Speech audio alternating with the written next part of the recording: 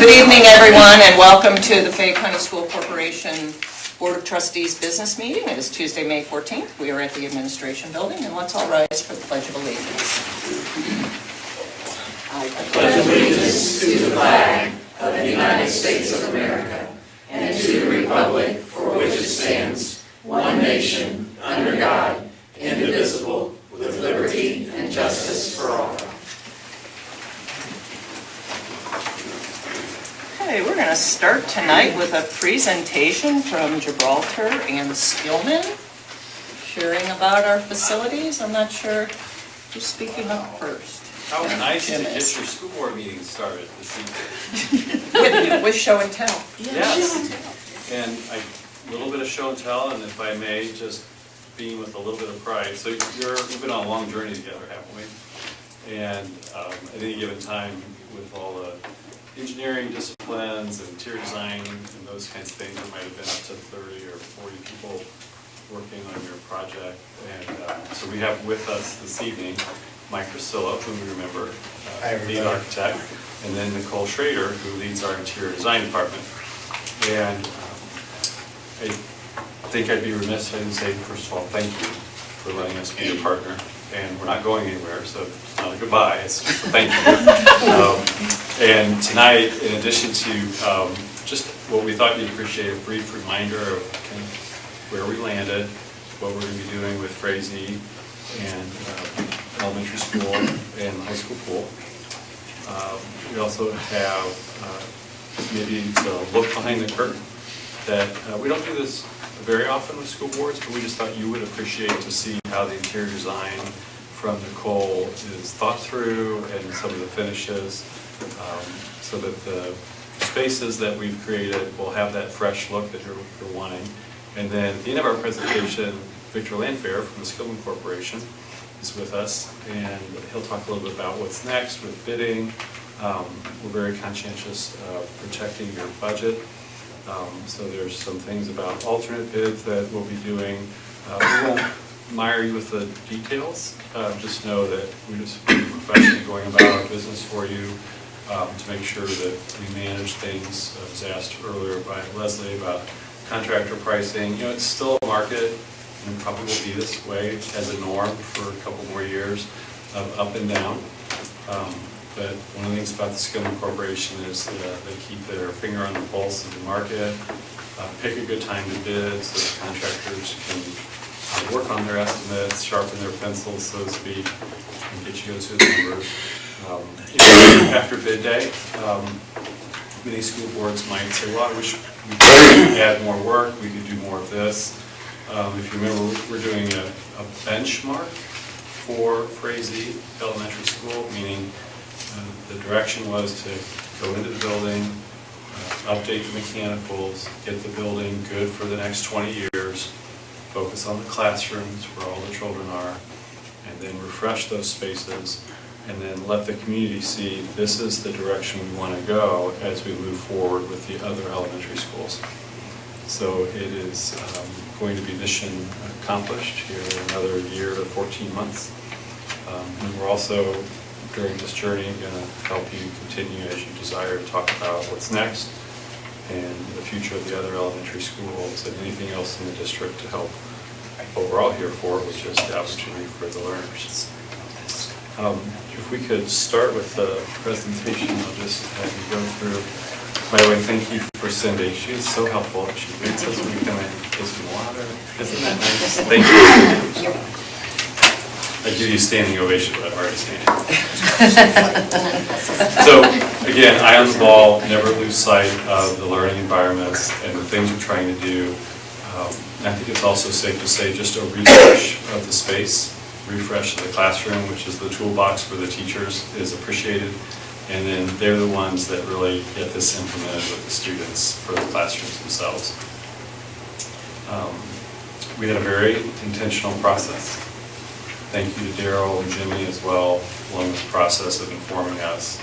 And your administrative team, everybody's just been terrific giving us input that I know you as a school board appreciate to make sure the best results are brought forward.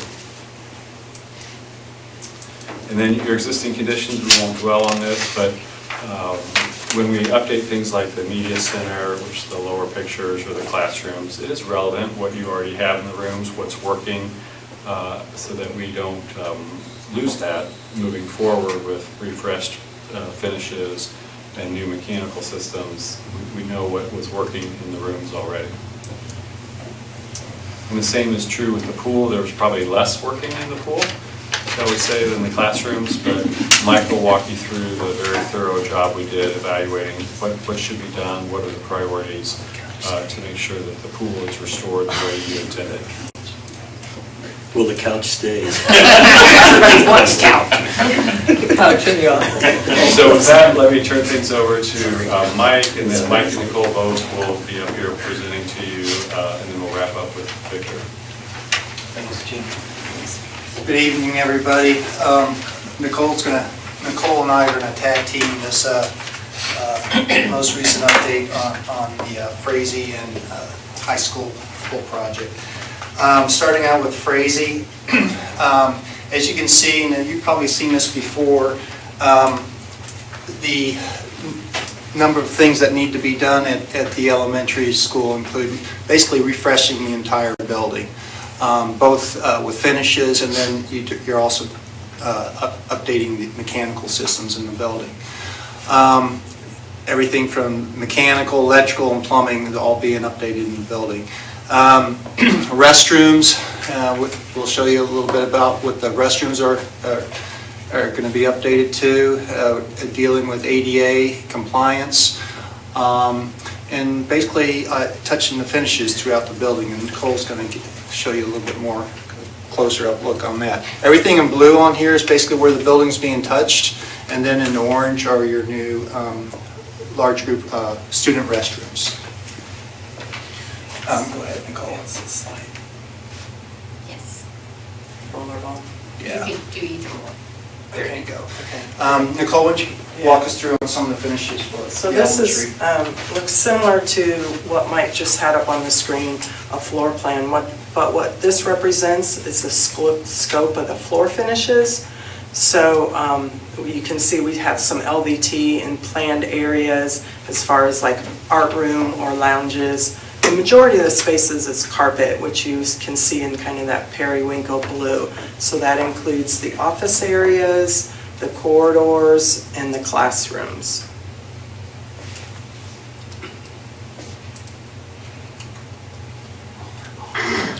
Oh, There you go. Yeah. So speaking of the classrooms then, the next slide, yeah. So we'll have a refresh of the classrooms, new floor, walls, ceiling finishes. A big component of that is the casework. You'll have new casework in the classrooms.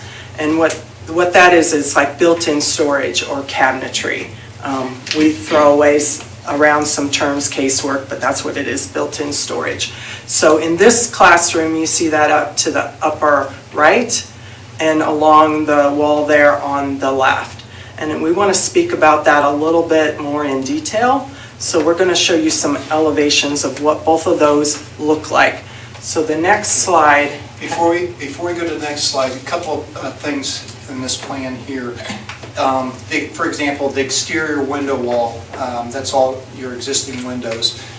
You currently have horizontal unit ventilators in there that are being removed as part of this project to vertical unit ventilators. And that big box you see right in the middle of the classroom, that's your vertical unit ventilator.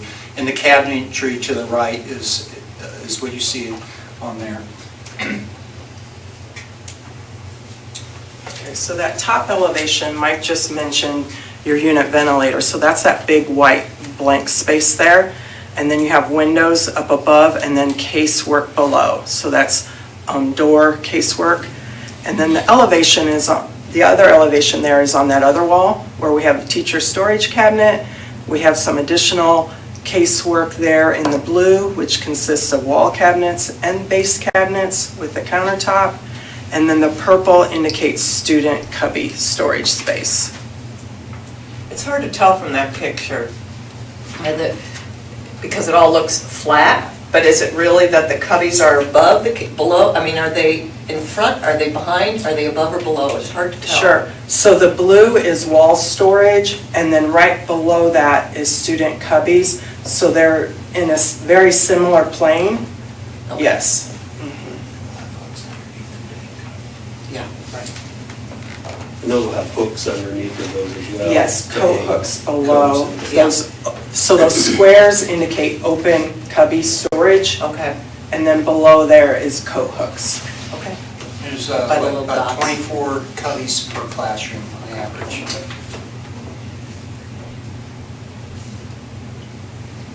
And then this is one layout that you saw earlier. We have different typicals. Yeah, so basically you've got 3 different layouts in the elementary school for classrooms, and each of them are a little bit different. And this shows a typical layout for 2 and 3. You can see where the cabinetry is on one wall versus another in layout 3.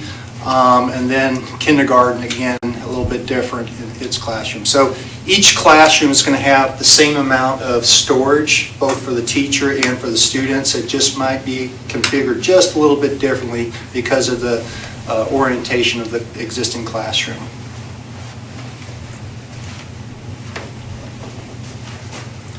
Then we also want to highlight the media center.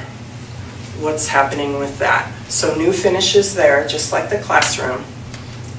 Existing circulation desk, existing media shelving, but what is new along the window, because of the mechanical unit there, we'll have new shelving up along that window wall.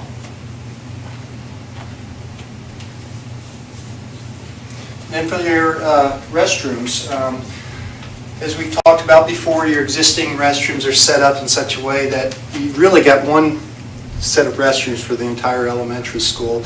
And as we've observed in the past, when teachers are bringing kids to the classroom, they're lined up there a pretty good amount of time. The kids go into the restroom, the teachers don't know if they're washing their hands or not, and they come back out.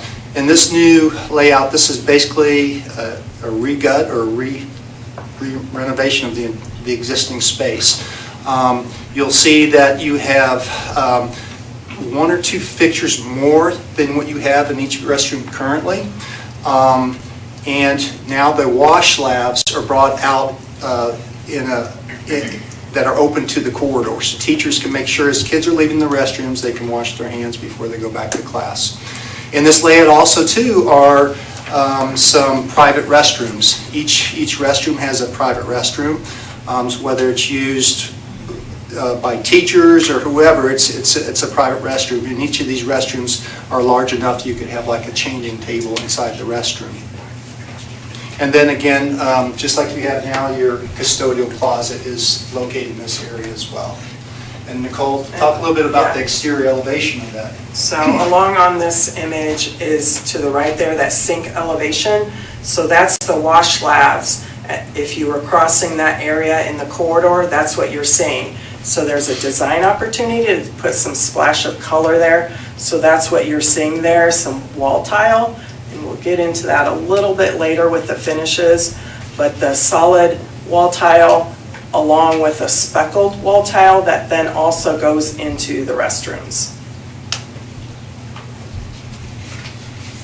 And Nicole, take us through a little trip through what we're really starting to see in these classrooms. Okay. So with that, I'll be referencing this finish board here. So these are the finishes for the elementary. So in a typical classroom, I mentioned the new carpet, paint walls, and the laminate. So the carpets here that we see, this one here for the classrooms, and then any LVT associated with student areas will be this LVT. The common paint color throughout is this. That's what you're seeing in the classroom. And then each classroom has an accent wall representing the school color of this. And then the plastic laminates that you see in the classroom are a nice wood grain laminate for the cabinets, and then a contrasting countertop. So all the finishes right in here represent what you're seeing up on the screen. So this image shows the accent wall. The next image is a little more neutral. So you have the front of the classroom and then that same neutral paint color on the other 3 walls. Media Center, same finishes. So we're updating, refreshing all the finishes in this space. So it'd be the same carpet and same paint going on there. In the Media Center, since we're not replacing the circulation desk or the media shelving, we went more neutral with the casework along the window walls. So it's actually going to be these finishes right here.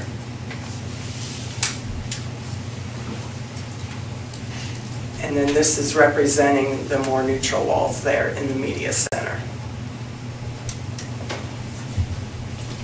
And then corridor updates. I mentioned carpet. So similar coloring carpet, but it has more of a pattern to it.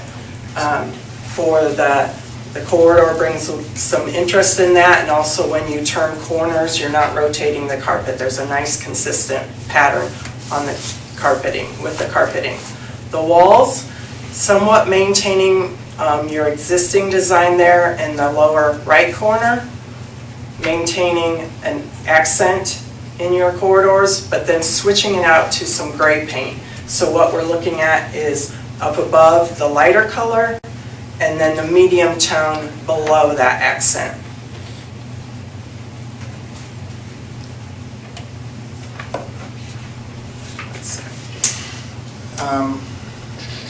Any questions on the finishes for the elementary school? The color on the walls here looks deeper than actually those. Those actually look like they have a pink to them, Okay. kind of a pinkish from here versus maybe a deeper red. Yeah. But that. So the colors red. here are the true colors. So if we need to do any tweaking, we can, but the light colors here is the main wall color. And then this being the school accent color. That just looks kind of pink to me from here versus now the one below, that's much lighter on the bottom. I guess that's gonna go, no, on the, On the left side here, the yes, very on the bottom, left side bottom. the stripe, yeah. Yeah, I don't think you spoke of that one Okay, yet. so that elevation where we had those wash lavs, these are actually tiles that we could not cut those down. They're 12 by 24 tiles. I see. So this is a representation of the tile, the wall tile that you saw at the wall labs. And then this is a speckle wall And does tile. it match, are you asking if it matches the other color? No, I know it doesn't match. Okay. It's definitely different, but from here, it looks deeper, more red on the screen, which it looks not, that to me looks a little more pinkish. So that's what I wondered, if in fact that's the color that it's going to be. Is that a sample? So this would be the true The colors. true color? So mentioning this wall tile here, No, the top. No, the red. top right, The top the red red, one, you called it yeah. red. okay. It's more of a burgundy, Briggs It's is more of kind a of a, burgundy. yeah, it's, Okay. To me, Lori, it looks like what your top is. yeah, it just looks lighter to me than that, but maybe it's not, yeah. So we certainly can tweak this. We can bid as we have it here. Sure. And then as we move forward, we can make sure we're matching what your school color is. Yes, there's a logic in order to color selections on a project. What you're seeing here is what we would say are pre-approval or pre-selections for colors. As we go further into the construction phase, contractors have to submit colors for approval.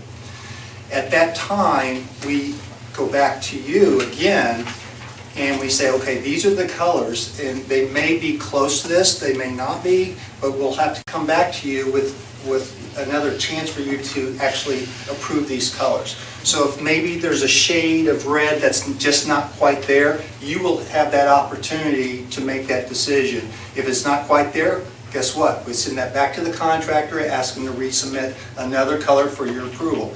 Once we go through that process and you have final approvals from the owner, then we can get that to the contractor, and then he proceeds with that. So you should not be surprised when when you show up to the field, because you will have picked and approved those colors when it comes time. Because And that's then what if you'd everyone's like, gonna see. some, depends on the school board, some board members want to see a sample of the wall painted before the whole wall's painted in corridor, so you can see how it's gonna look before it gets completed. And That would be a good idea, Just because look that's at what's the so color important, and- that's what people see in the whole project is the finishes, so. our only request is, we're not trying to please all the building occupants and Right. all the board members. So you gotta help us get everybody on the same page, Right. that's all we ask. But that's certainly fine and makes sense for a project such as this, particularly, to be in the school and say, here's the field color, we did that with the samples, but it's a little different. It's on the wall. Have a contractor Yes. paint the whole wall for sample. Right, Helpful? Good. yes, it is. Thanks for your Thank you. question. Thank you. And Mike, can you go back to one of the rooms that shows the unit ventilator replacement? We have, if you can see that all of our principals are here, how noisy your units are now. Those are gonna be ducts up there pushing air out of separate. The noise will be reduced, Mike, by a tremendous amount, right, compared to what we have? Very quiet, they're very quiet. So that's gonna be a big difference in classrooms with the noise level of the ventilation.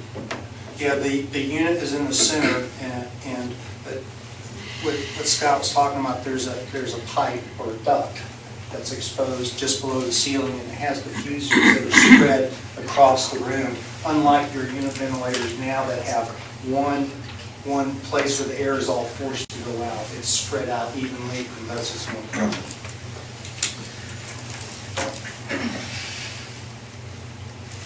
Is there anything else on the elementary before we move to the pool?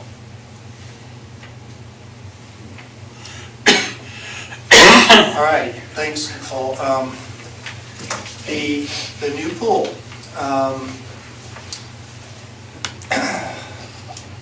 Let's start out with some of the priority needs that we are accomplishing here. The pool currently has an existing gutter system that both filters the pool water and collects sanitary water off the pool deck.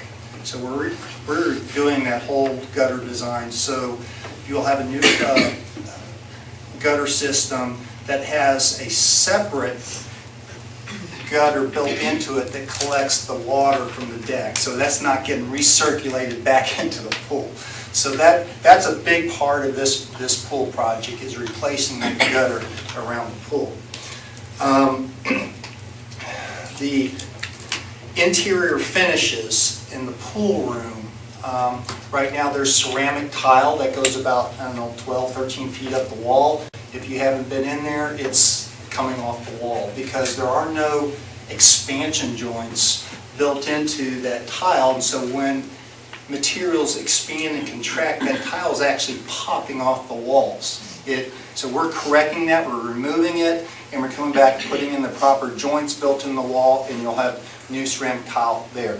Now we're coming back with ceramic tile because when you try to take the old tile off, there's all kinds of glue or mastic back there, and it's impossible to clean it and paint it. That would be more cost effective, but you're not going to get the finish you're expecting. So we're coming back with ceramic tile over that where it was before. The HVAC system, the dehumidification system is near end of life. It's not operating, it leaks, and that's being replaced with a new dehumidification system. It's going to go back in the place where your existing one is now. There's structure on the roof that supports that. It's going to just be one-for-one replacement. And then the ductwork that's in the pool area, you'll see that that's going to remain, and it's just going to be finished differently. Pool lighting. Pool lighting is going to be upgraded. It's going to be replaced, and we're going to have new LED pool lighting around the deck. Sound system. Your current sound system's not working. It's been updated, so it's getting replaced with a new sound system. The stair, I believe it's the southwest stair of the pool. You can kind of see it. Well, this is the southwest corner. That is deteriorating, and we're going to correct that by refurbishing the stair, repairing the concrete, replacing the handrails in that area, and just cleaning it up a little bit. And then spectator seating. And Victor will talk more about alternates, but the plan is here, those bleachers are rusted. Okay, they can be refurbished. By that I mean the rust can be cleaned off and painted. There's a scores table that needs to be replaced. It's really out of shape. So we do have plans to refurbish those bleachers and update the scores table. And if the bids come in favorably, and the alternate would be to replace those bleachers with new bleachers and include what we call a head table for the pool, a place where they can run pool meets. Instead of just having people sitting up in the bleachers trying to run a pool meet, they actually have their own control center for operating a swim meet. So that's in the project as well. The lower level of the pool, that's basically where the filtration equipment is located. Chemical storage is down there. There's piping down there that's rusted. You've got walls that are cracked and leaking water. So all that's going to be replaced and or corrected in the lower level. Doors, for example, doors that go to these rooms, some of those doors are steel. Well, steel doesn't do well in chemical rooms, and those are being replaced with aluminum FRP type doors that can withstand the corrosive environment of a chemical room or pool environment. Let's see, what else? I'm going to turn this back over to Nicole, but the finish of the pool itself currently is a plaster finish, and it has ceramic tile race lines. There's a 6-lane pool, that's ceramic tile. The plans include replacing the pool finish completely with a new aggregate quartz finish. It's a better system than a plaster for pool finish. So that's part of the project as well. And as we get up on the deck and in the walls, I'm going to turn this back over to Nicole. You can tell us a little bit more about what's over the deck. We'll see some renderings of this space that'll show you more in 3D what this looks like.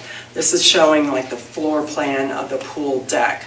So showing you the colors of light gray, dark gray, and then some reds dispersed in there to bringing out some of the school colors also. So on that deck, it's a 1x1 floor tile, and then some of those other rooms up at the top there, we're putting some sealed concrete in, just sealing the concrete. You'll get a little bit more of a taste for that. I'm going to talk a little bit more about the interior design, then I'm going to turn it back over to Nicole about some of the exciting finishes or finishing touches that are going to happen in the pool.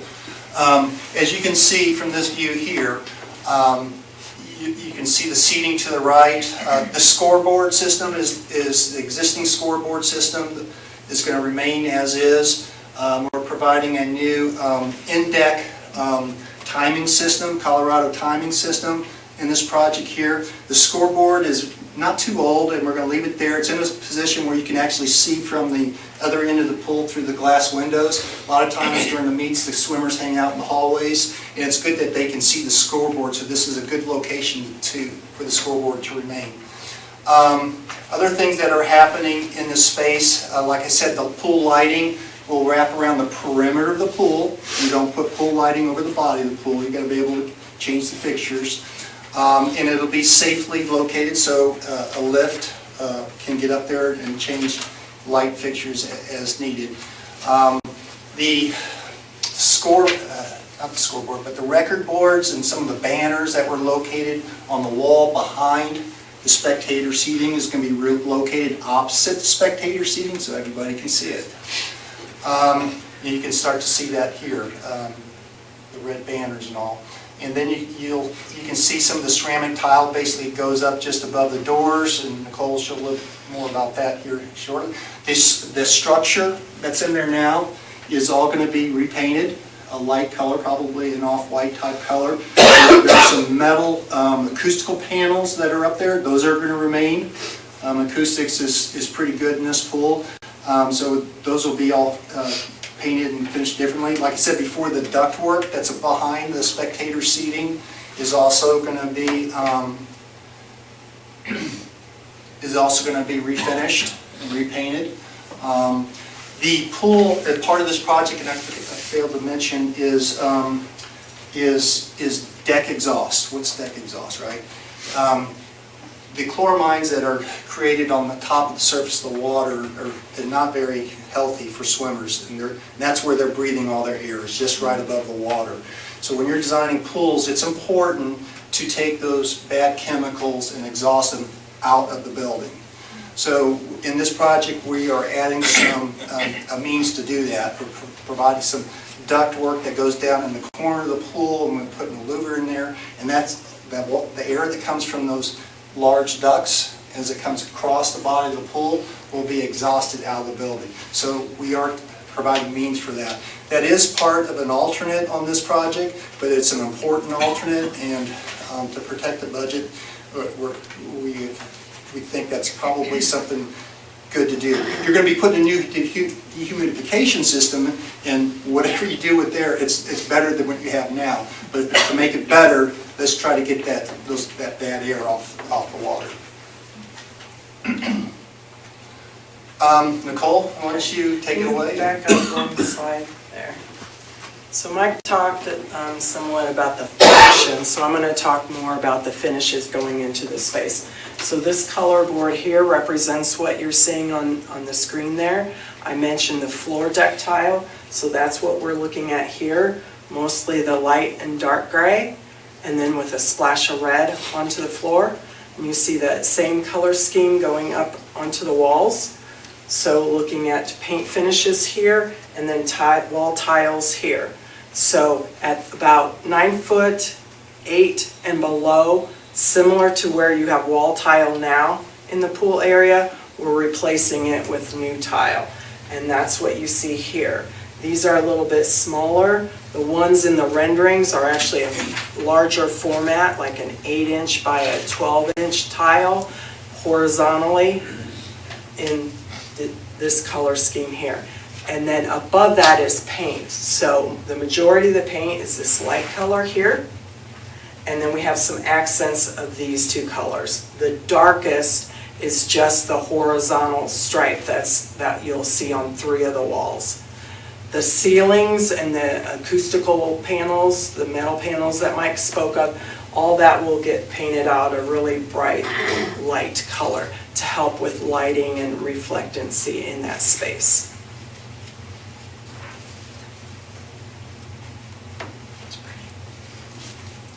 Another view of the pool, just different perspective. You can see the wall opposite the spectator seating, the record boards, the office over there. The other thing we're adding in the plan I didn't touch upon is there really isn't any pool storage in this pool. A lot of the lane line reels, the touch pads, portable marker boards, different pool equipment sitting on the deck.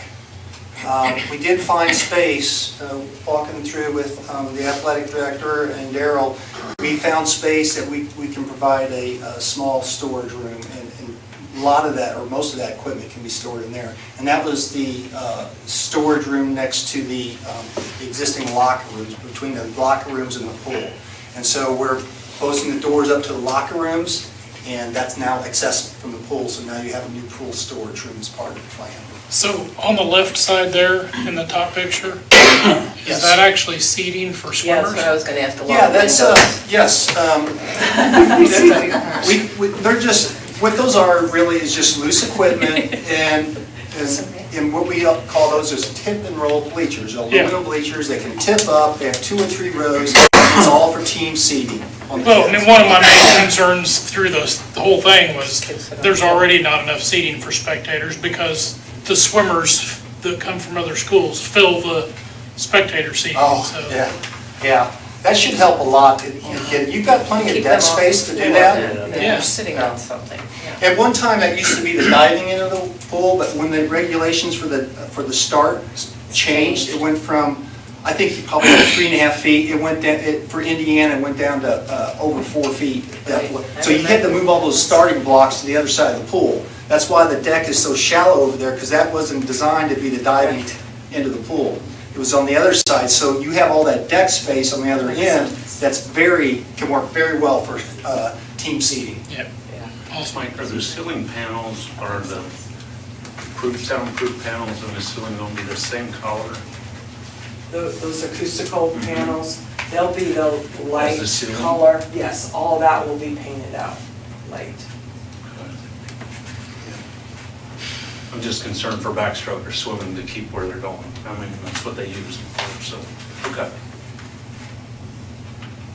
Because Cincinnati has a black ceiling and you can't follow anything. So if you watch a backstroker, they're going like this. Do they need a different color up there to help them? I don't know, if they're going to be all light colors, I think they'll be fine as they are on here. You can kind of see the panels above and they can follow a panel in each lane. Yeah. But some places don't, and it's bad news, especially for little kids meeting. So it's painted out this light color here. But there's gonna be a lot of texture up there because it's not just a solid. So I would think, I mean, it's hard to tell what is going the length of the lanes, because everything looks perpendicular to the lanes, but there's probably something. The sound panels look like they're going with the lane. Oh, are they? I can't. I think it's in the back picture, one or two back. Okay. You should see it. I trust it, but. That's a good point, Darryl, and I've seen and hear this a lot. And the swimmers, when they're doing their backstroke, especially younger, less experienced swimmers, if they start veering one rope to another, their times are way off, right? So they do use the structure above to help guide them. And I would suggest now that we think it may be a little darker shade so that it's easier, the contrast is easier, because when they're wearing their goggles in the water, we can see it, but when they're in the water swimming, they need a little bit more contrast to see where they're going. Because most backstrokers will wear tinted goggles because they're used to being outside. I think that's a very good point, Eric. Okay, next one. So are there any questions on the pool up to this point? Comments? Okay. So as we move forward, there's opportunities for enhancing the pool. And a lot of that can be done very cost effective, and Nicole's going to show you some ideas here. It's not in the project, but it's something that can easily be added as you move forward. So while we're in construction, we would like to consider some finishing touches. And so what we're showing you here, we have 3 options, but they're kind of placeholders. And like I said, we can think about this a little bit later. But we have 3 options for you. So behind the bleachers, we can put some text. Above the graphic, above the windows, we can put a bold graphic representing swimming. Another option is a little more tame of an option. We just switch the location of the graphic and the text, and then play down the graphic a little bit.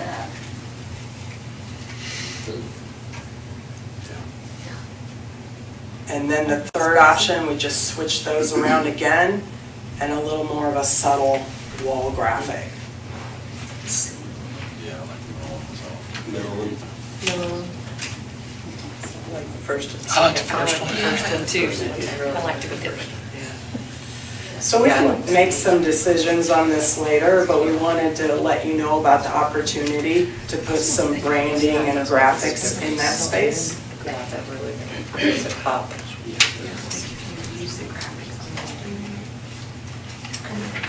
Great, it's great ideas to look forward to. Thank you, Nicole. Victor, next steps, talk a little bit about what we have ahead of us.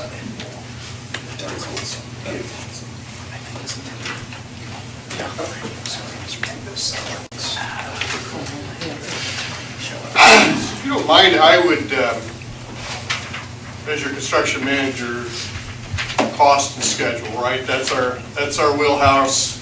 No questions about colors, please. I'll focus on cost and schedule. I would like to speak a little bit to cost management this evening. We've completed a total of 3 estimates. And if you recall, when the board approved these 2 projects, our cost estimates were pretty general in nature. And at that time, I could tell you that you had in the case of Frazee, you had a 40,000 square foot building, and typically, you know, HVAC system replacements could be $25, $30 a square foot. Remember, Mr. Thompson had a square foot, so. Now I could tell you that, I had this earmarked just to give you a little bit of a sense of the level of detail. Now I can tell you that you have 928 lineal foot of an 1.25" diameter chilled water pipe. Now that means nothing to you or anybody else in the room, but what I'm telling you is that as the design has been refined, we take the drawings from Gibraltar's team and do a takeoff. And as more information is gathered, our pencils, if you will, get sharpened. And so we've done that 3 times, and each time we've sat down with designers to make sure we are seeing what we think we see. And then we're sitting down with Mr. Collins and Mr. Harris and saying, here's where we think we are. And each time we've had to make priorities and prioritize what is in the project. And of course, if we would have had $10 million, we might have done more to this building. There's certainly things that you would have liked to have done, but the budget was set and we have to work within that budget. And in public work, we want to make sure when we bid the project that the project definitely comes into under your budget. We have a limit on how much we can spend. And so our strategy will be to make sure that that base bid, that base scope of work comes in under budget. And then we have worked together as a team to identify some things that we could get bids to or options for to build up to your budget. And we've identified, I believe it's 5 alternates for Frazee and a total of 4 alternates for the high school, actually 2 for the pool. And then we have identified some work at the central plant that's going to be funded separately. So I wanted to describe to you that we've been working very hard to make sure the project comes in under budget, because if we come in over budget, then we've got to step back, we've got to lose time, we'll have to go and redesign and go out to bid. That time costs you money, and we start to miss some of the optimum timing for the project. So we have reached a point here with the final design documents that we believe we have a project that will fit your budget. We've identified some additional items that we will bid, ask contractors to give separate pricing, and then we'll bring those to the board. So as you can see, it's our plan to have those drawings available for bidding next week, and our proposal is to receive bids on June 19th. I will tell you, in this market, we are going to be aggressively marketing your project to contractors all over the central Midwestern area so that they're aware of your project. Some of the things that we've done, you really have 2 projects, standalone projects, but our strategy is to bid them simultaneously so that the economies of the scale, you've got mechanical work here, you've got mechanical work here, you've got electrical work here, you've got electrical work here. And so through some accounting mechanisms, we can keep those dollars separated to keep the legal counsel happy. We can get the best bids for you on bid day. We'll be having pre-bid meetings. We'll be providing opportunities for contractors to come and walk the job site and see the building. We'll also be providing, as I mentioned, not only managing the budget, but also the schedule. Now that design is settled down and we have lots of details, we have some meetings scheduled this week to make sure that we have a plan, particularly in the case of Frazee. You're going to be in the building while we're doing most of the work.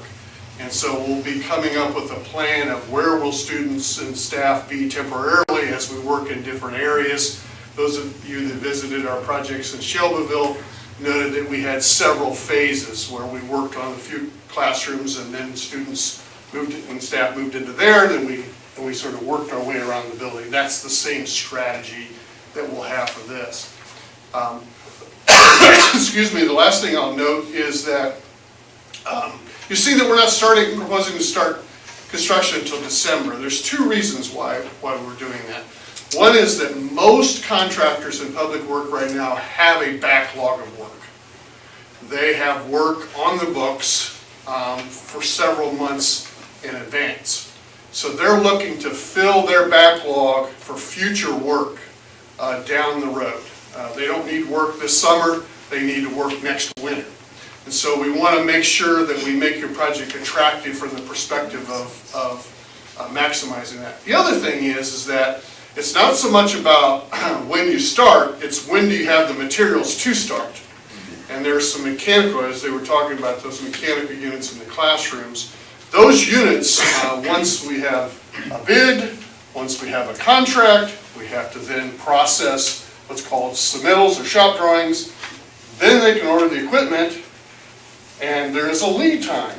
And so when you take into all those variables, including manufacturing and shipping, we don't anticipate getting that first shipment of equipment until the end of this year. So last thing we want to do is go in and do a bunch of demolition and then stop and wait for our mechanical units to come and then finish. That wouldn't be good use of your time or our time. So that's why we've delayed the start until December.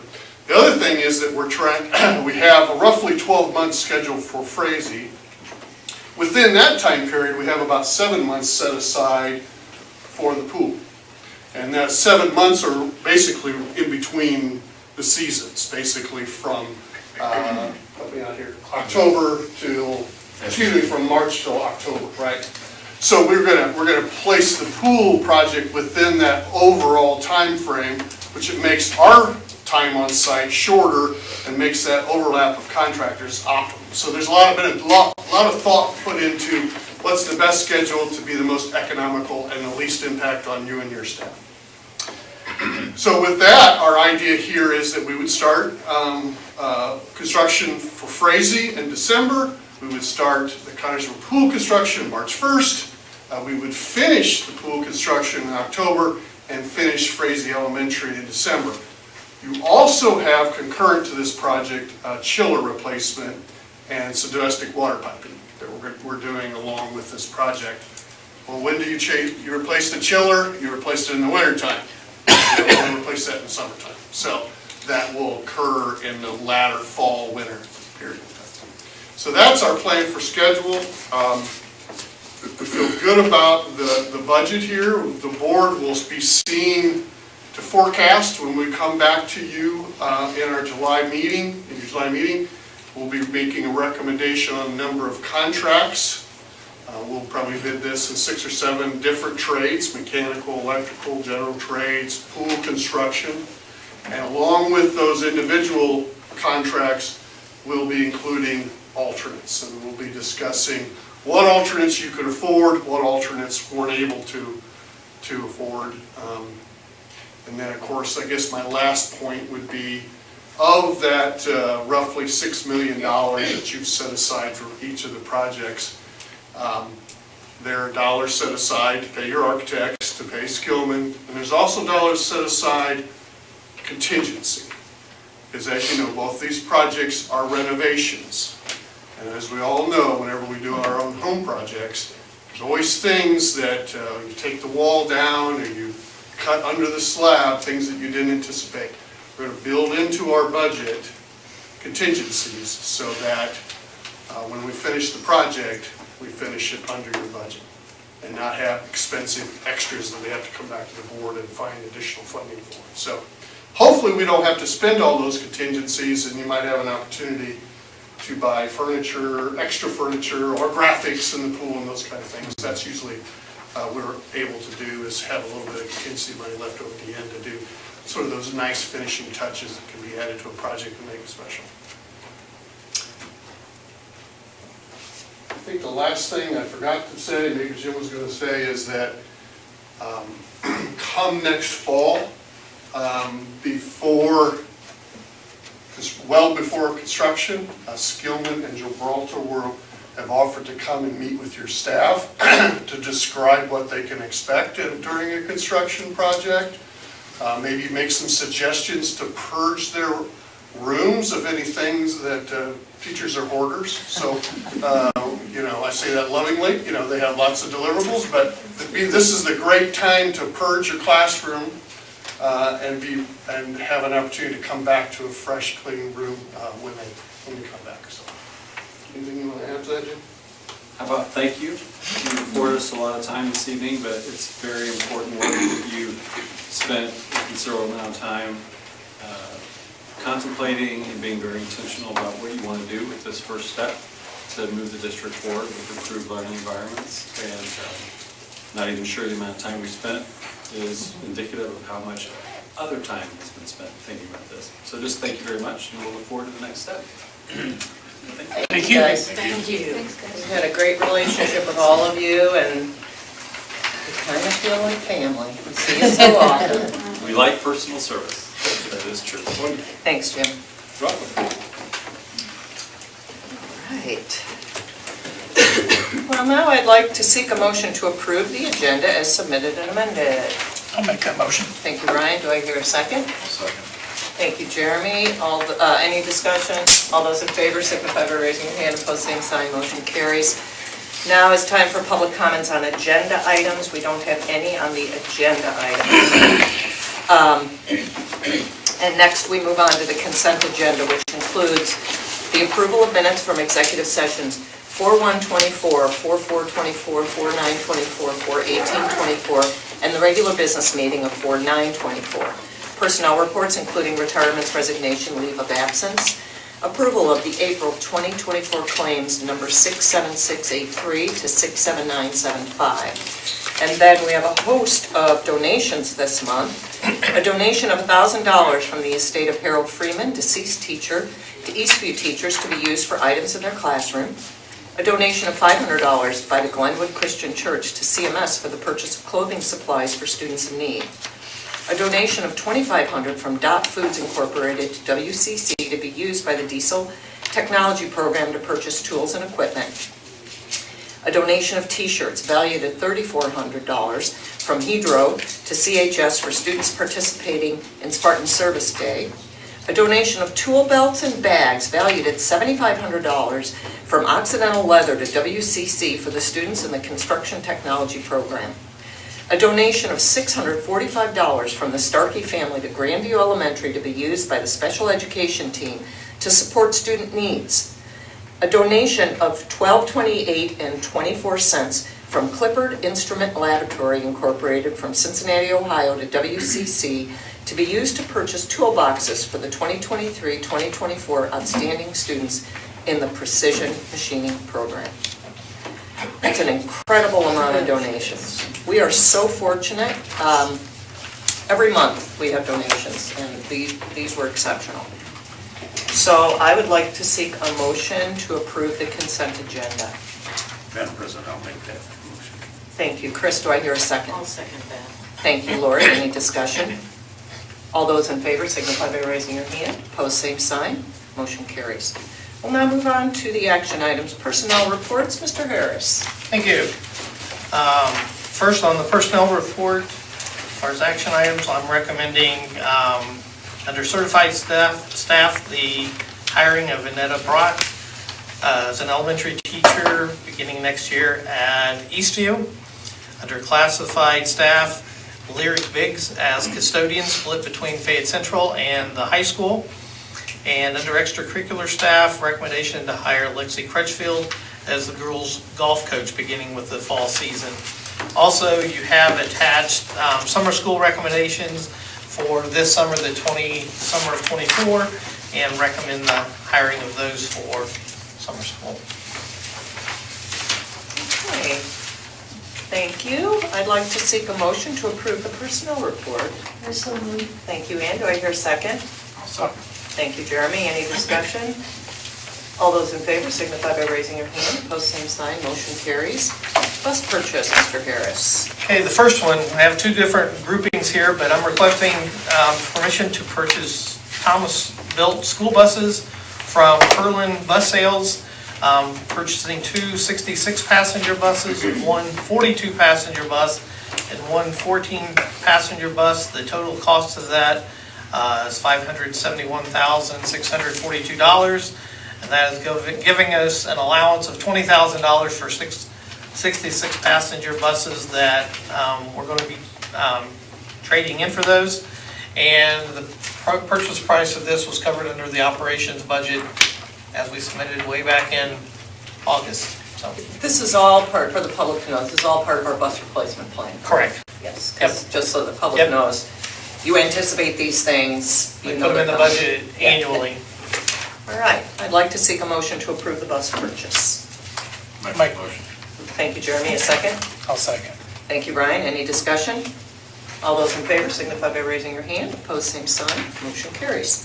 Now, the Little Spartan preschool bus purchase, Mr. Harris. Okay, on its face, this looks very similar to the other one, but I know there was a little bit of confusion. We had a question, and I don't know that I'll clarify it, but I will try to clarify it.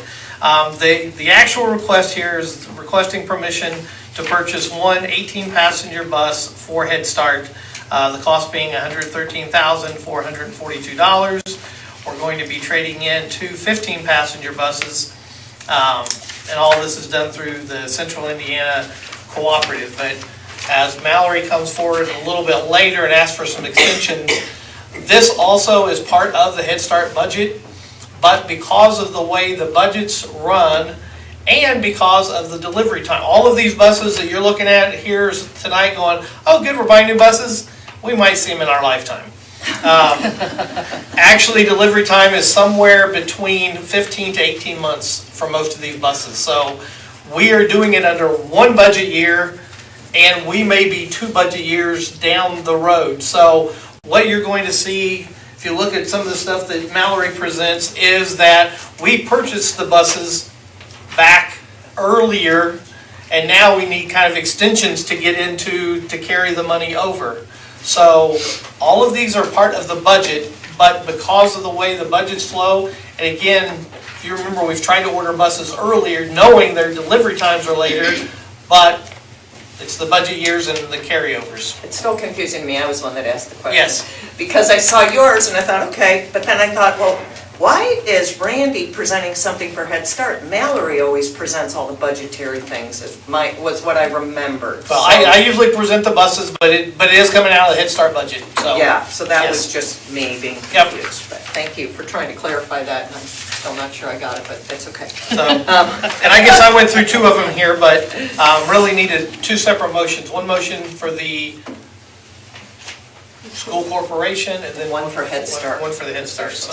So particular. Okay, I'd like to seek a motion to approve the Little Spartan preschool bus purchase. I so moved. Thank you, Ann. A second? I'll second that. Thank you, Chris. Any discussion? All those in favor signify by raising your hand. Opposed, same sign. Motion carries. Spartan Bowl restroom tile replacement, and where's your show and tell? Yeah, really.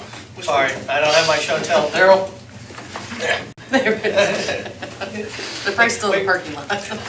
And this one, I'm going to do a little bit like the buses. I'm going to talk about these together, but they're going to need 2 separate motions on them. What these are is we are looking for, I'm requesting approval for wholesale carpets of $123,568.04. That is on the north end of Spartan Bowl, the original restrooms in Spartan Bowl. We're not talking by the cafeteria. This is for all new tile and flooring, particularly the men's restroom. If you go in there, there is a large crack, probably 1/2 to 3/4 of an inch not width-wise, but it's very much a tripping hazard. So it corrects the floor in all of the restrooms, all of the tile work around both of those restrooms is part of it. The other part of it, the second part is going to be the request for quotes to renovate all new sinks, stools, urinals, partitions, lighting, ceilings, walls, paint. So refresh of all of that area. And the total price of that is $87,125. In my notes kind of to the board, it talked about this coming out of corporation funds. The reason why it's split a little bit, I'm going to refer you, if you look at your green fund report, this will clarify it a little bit. About if you look at Fund 700, it says construction fund.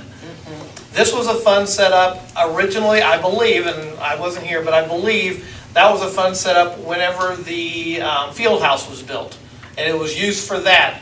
There is still $146,000, ballpark a little bit more in there. So that fund is going to be essentially liquidated, that we will use that, and then the remainder of the money necessary for these two will come out of normal budgeted, out of the operations fund. So I'm really using two different funds to renovate the restrooms in the Spartan Bowl.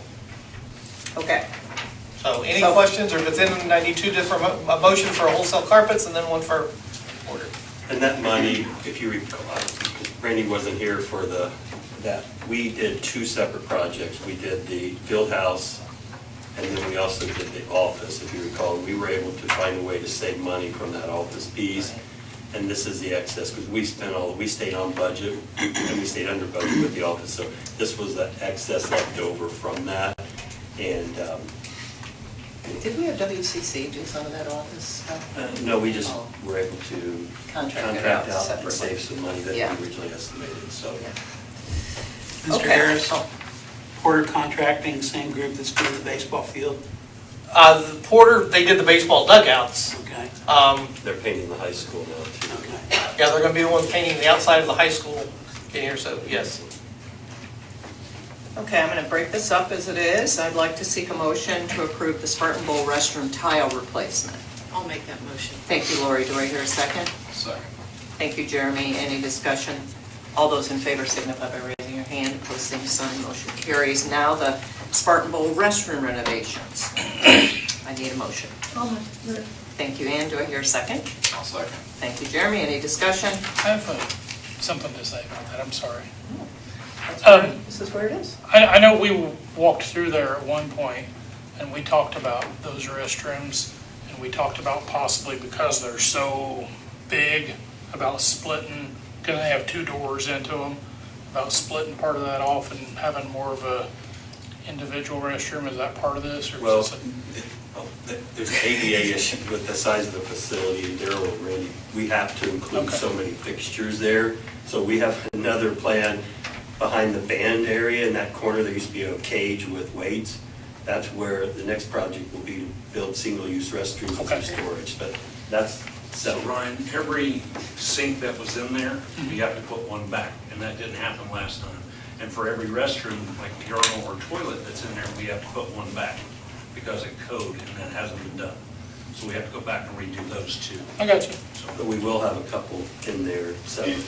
That'll be a separate one coming here in another month or two. Okay, I was just, No, Yep. I mean, we had talked about that Good at one question. time. Real good question. Any other discussion? All those in favor signify by raising your hand. Opposed, same sign. Motion carries. Well, before we go on, just a little bit of a, first, thank you for approving that. The other one, so that you know, and Daryl and I've talked, don't go in there at graduation and say, well, there's no, I've said absolutely no work in there at all before graduation, but the day after, if you want to come in there, that'd be a great time to start, so we're done well before the, hopefully before the volleyball and the fall sports go. So we're not going to see anything between now and graduation, but as soon as graduation's complete, then we want them to go in there and get that all completed. If you haven't been in your graduation, go check them out. It's a throwback to the 1960s with the colors and the. Yeah, and there, and that kind of goes with it. All of this, that, I didn't bring the fancy glossy stuff that Gibraltar provides, but it will kind of follow the white, gray, red, kind of the Spartan colors that we've put in other places. So it will change from the, what color green do we call it? I don't, whatever color that is, it will change from that. Industrial. Yeah, it will be gone. All right, Chartwell's contract renewal. I'm going to go ahead and call Rachel if you want to come up here to say anything, but we continue to be very pleased with Chartwell's and our relationship with them. This is one we have to go out to bid every 5 years, what they require. So we did bid the contract back during the 21-22 time, and Chartwell's won at that point. This is the third renewal, so we still have another year to go that we don't have to go out with that. We do make, as you look down there, it is looking at an increase based on multiple factors across the economy, an increase of 5.2% on the management fees and those kind of things. But I am very pleased with Chartwell's and recommend continuation of that, a renewal of their contract. Thank you. I'd like to seek a motion to renew Chartwell's contract. I so move. Thank you, Ann. A second. I'll second. Thank you, Ryan. Any discussion? All those in favor signify by raising your hand. Opposed, same sign. Motion carries. Okay, approval of the Head Start Supplemental Grant carryover request, Ms. Cameron.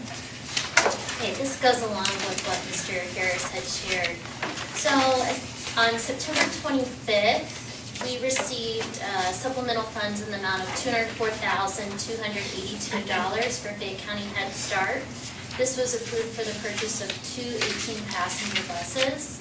One bus has arrived, it's on the road, transporting Head Start children, but due to the backlog in production, the second bus will not be delivered before our closeout date of June 30th of this year.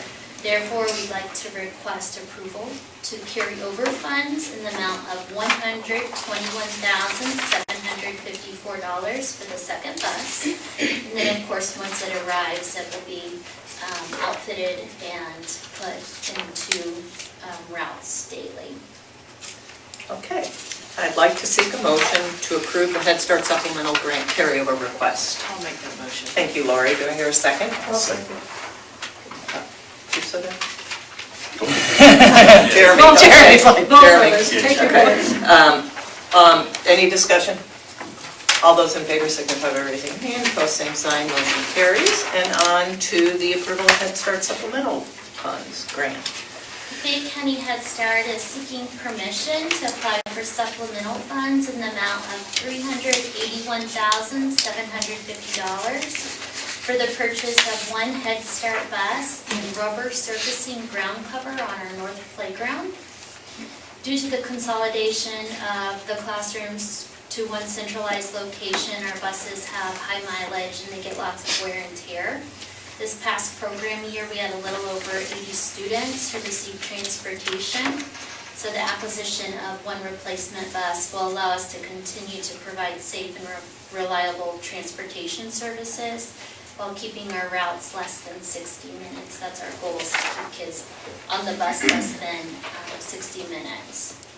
Then the other piece to this, our north playground at Little Spartans Preschool is currently covered in mulch. Wood mulch, in fact, this surfacing has been identified as a health and safety hazard due to the population that we serve.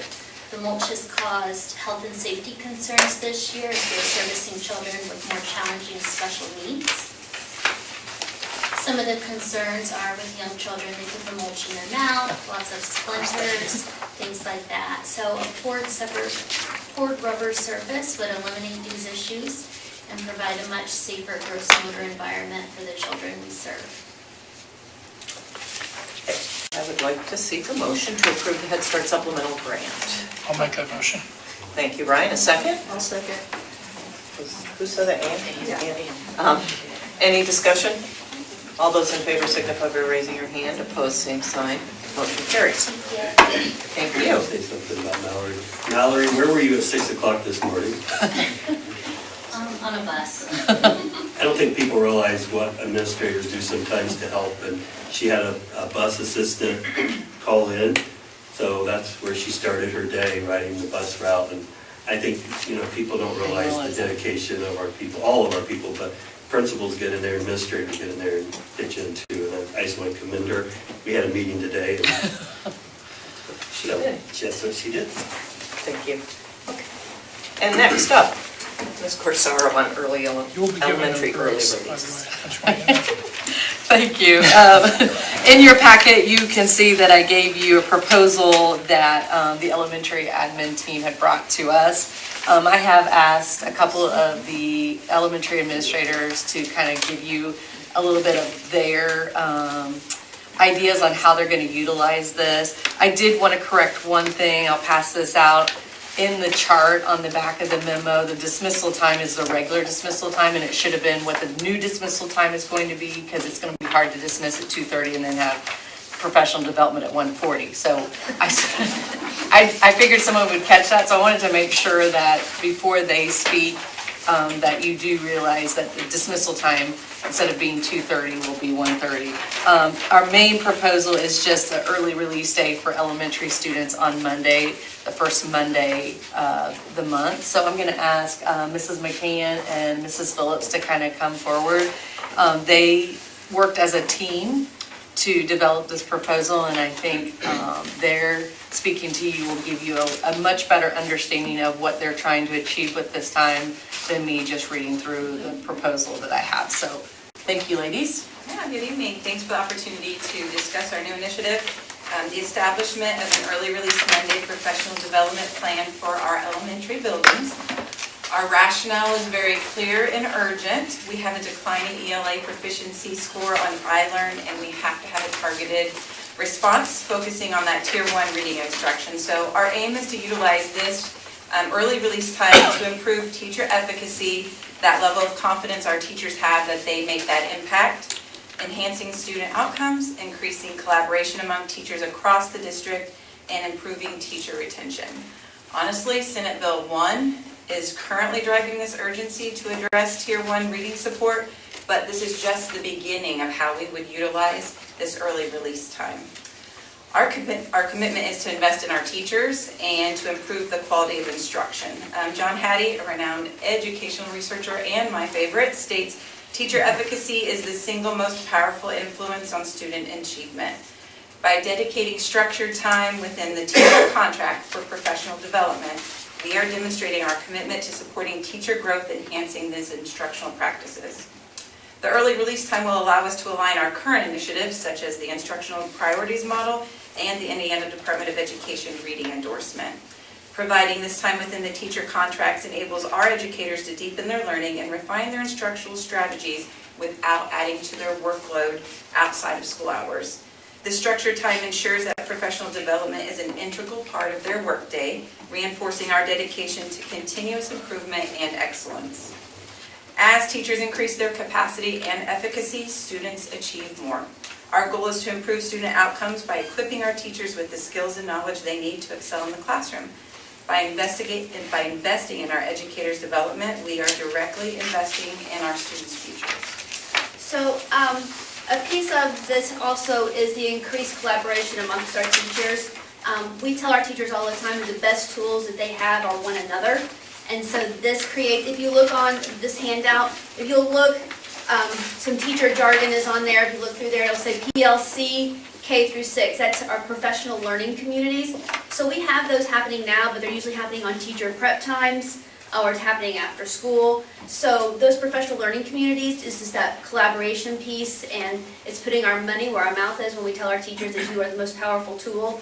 It carves out that time, and you can see it's consistently listed on our agenda for the early release. So just the power of the PLC. We learn from one another, and we think that's the most powerful piece. And it goes right back to that teacher efficacy. Hattie is amazing. If you don't know any of that work, if you're bored at 2 a.m. some morning, you can Google him. He has, it's incredible stuff. It talks about what they call an effect size. So they've measured all of these things that you can do to impact teachers, or for teachers to impact students.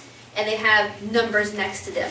And the number one effect size is the collective teacher efficacy. And it simply put is mean that teachers are working together because they believe kids can achieve. That's the number one. 1.56 is his number. So that all of this goes back to supporting the idea that teachers are the most powerful tool that we have.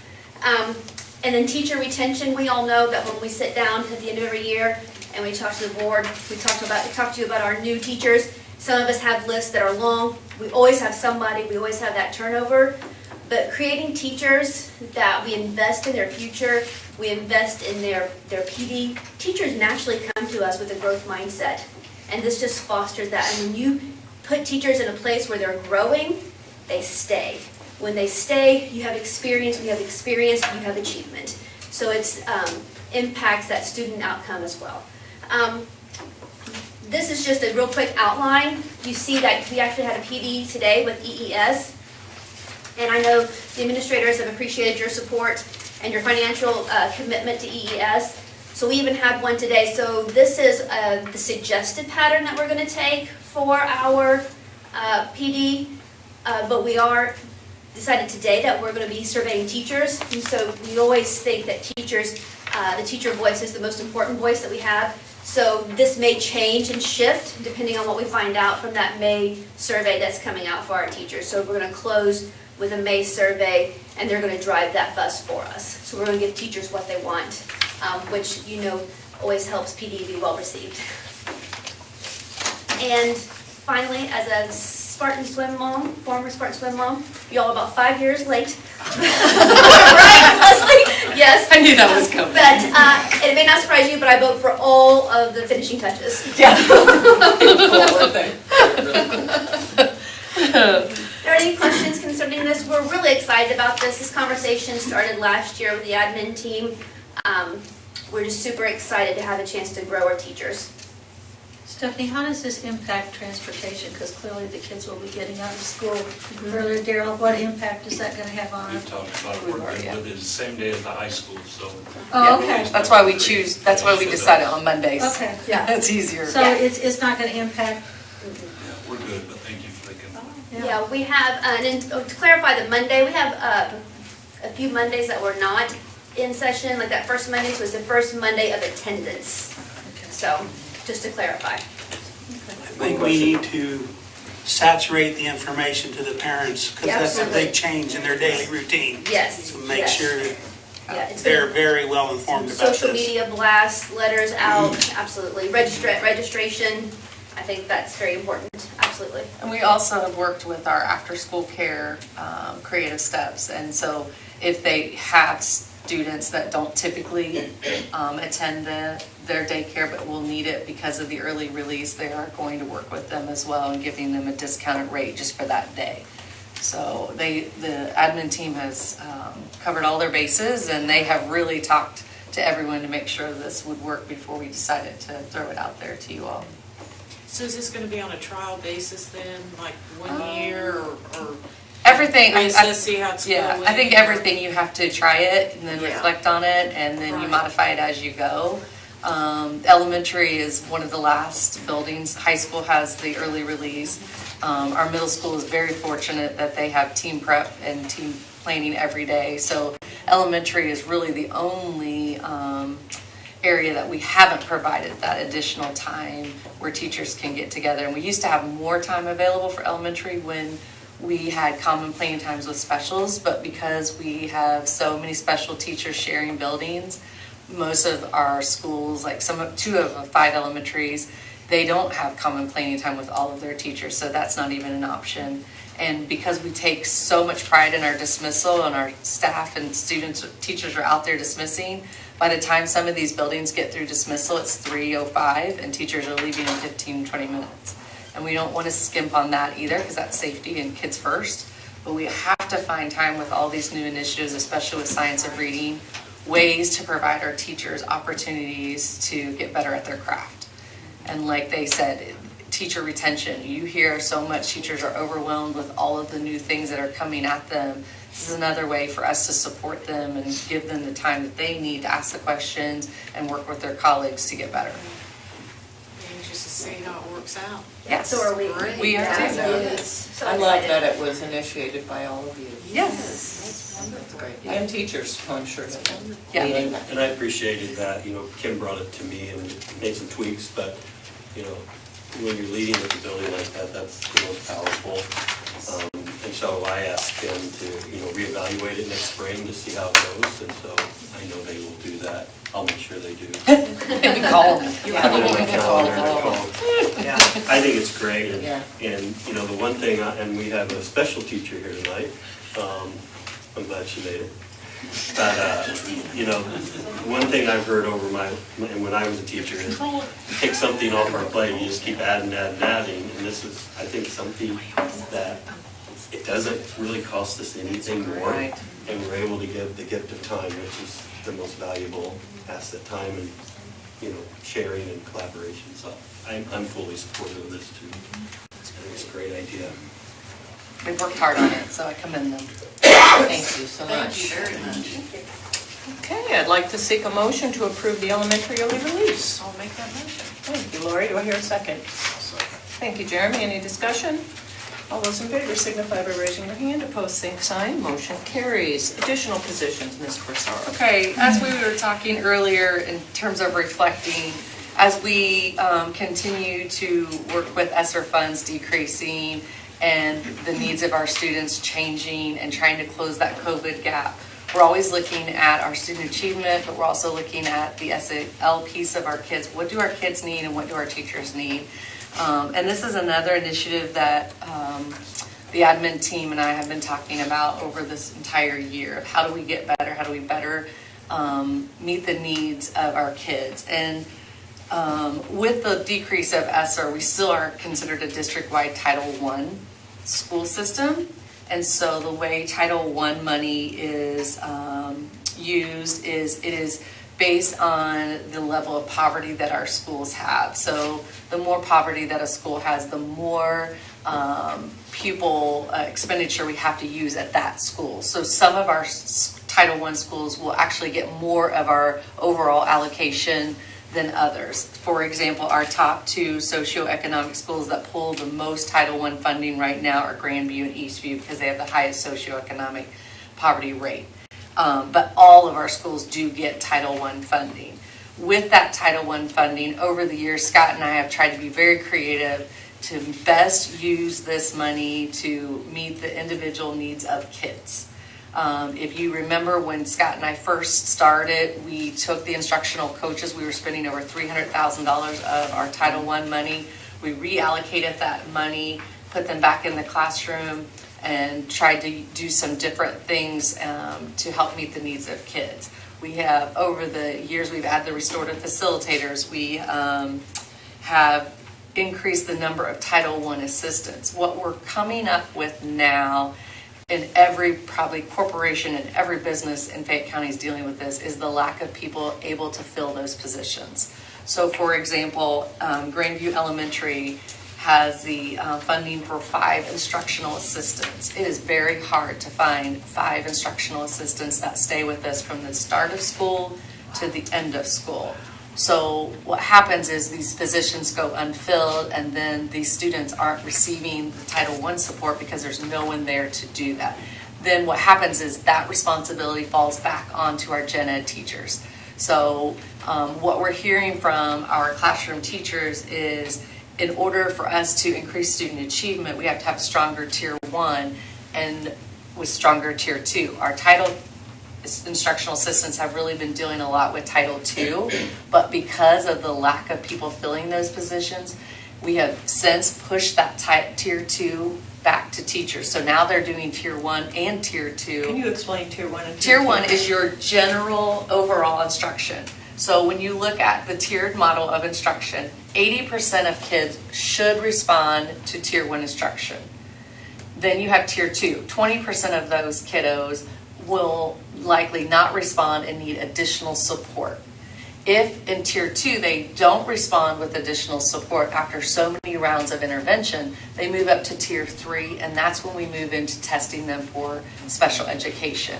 So whenever you're looking at any type of curricular initiative, you're looking at that 80%. And the stronger your tier 1 support systems are, the less students that are going to fall into that tier 2 and tier 3. With COVID and with some of the issues that we struggle with in terms of our culture, we have way too many kids in tier 2. So we've been trying to really up tier 1 support, making a strong curriculum. That's why we've been working with EES to have common curriculum maps, because we have kids who can move from 3 buildings in a month. So if we're not consistent with how we're delivering that instruction to our students, we create gaps when they switch schools. So that's why we worked with EES to have the common curriculum maps. We have the common informed assessments. We have common MTSS, which is the interventions for tier 2. All of those things to try to help our kids and our teachers be more successful. So with all of that reflection of what we're asking a elementary teacher to do in that already very short day of tier 1 and tier 2, what we as an admin team have decided is, would it be a better use of taking those title funds that we have allocated for staff members that we can't even get, collapsing them in and making a certified teacher as an interventionist. So what we would do is we would start with the 2 highest socioeconomic schools because they receive the most amount of funding. And then we would hire 2 interventionists to see if that would help our teachers in that tier 1 be more successful, as well as those students that need additional intervention. We could guarantee, because there's going to be a teacher there, that they're getting more effective higher instruction, plus they're also getting consistent intervention. So we're not necessarily adding more funding to these positions. We're just taking the current Title I funding and allocating it in a different way. The other schools that wouldn't have the 2 interventionists would still have their Title I assistants. And then the 2 that have the highest, what we would like to do is try it for a year to see if it is successful, if we're seeing some increase in student achievement, as well as when we get to that tier 3 with our special ed referrals. If we're successful, then we can look at maybe the next year allowing the other schools to collapse some of those Title I assistants and bringing on more people. We just don't want to we don't want to bite off the whole piece right now. We want to make sure that, one, it works before we change everything. And right now with the 2 the schools, Eastview and Grandview, having that excessive amount of money and not being able to fill those positions, we felt it was best to start with them. Does this interventionist pull kids out of the classroom? And are they in groups, individual? Yes. Right now, the majority of our elementary teachers are doing direct instruction for all kids, and then they're doing small group instruction for tier 2 kids. And some of our Title I assistants are working with the other kids who don't need that small group instruction to do other things. Old school model, when I was a principal at Maplewood, what we did is our kids pulled out of the classroom and the Title I assistants did all of the interventions while the teachers were continuing on with their instruction. But because we don't have the consistency of people filling these spots and staying, we had to move it back to the teacher, which was another responsibility that we put on their plate. And we're trying to help them kind of have more time for the things that they need to do and provide them with the support system, but also making sure that we're meeting the large gaps that our students are still displaying in iLearn and iRead. That was a lot in a very quick manner. But I just wanted you guys to realize we also, Title II grant is a class size reduction grant. So because some of our classes in some of our buildings, because of the inequity of where kids land, we are able to take $100,000 from Title II to also pay for these positions. So these positions will come out of Title II and Title I funding. So we're not taking them, and they're not additional positions that we're taking out of the general operational fund, or education fund, excuse me. And the cross-categorical Okay. teacher? Does anybody have any more questions about the intervention before we go on? Okay, so the crosscat, as you know, we tried to do a middle school alternative classroom at SLC this year. We weren't as successful as we thought we would be with that age group. And what we're seeing now with a lot of our elementaries is the kids that are having the most difficulty are the younger kids, like the primary kids. If you remember, we used to have the ED classroom at Maplewood. It was then dismantled and all of those kids were put back into their home schools. This is not an ED classroom, but this would be a classroom with students that have been identified with certain special needs that would require some instruction from a SPED teacher as well as a gen ed teacher.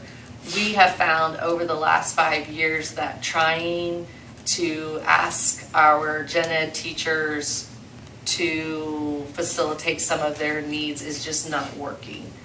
And so we are listening to our teachers and we're trying to come up with some creative ways to help provide them with some support with some of these heavy hitters, as we call them. And a lot of them are very young students. So what we were proposing to do is to put a cross category.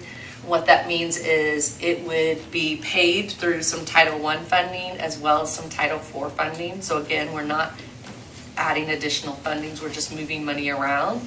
But these kids, what they are identified, would then be from all of our 5 elementaries, but they would be transported to one school. We have chosen Fayette Central because we have the most space there.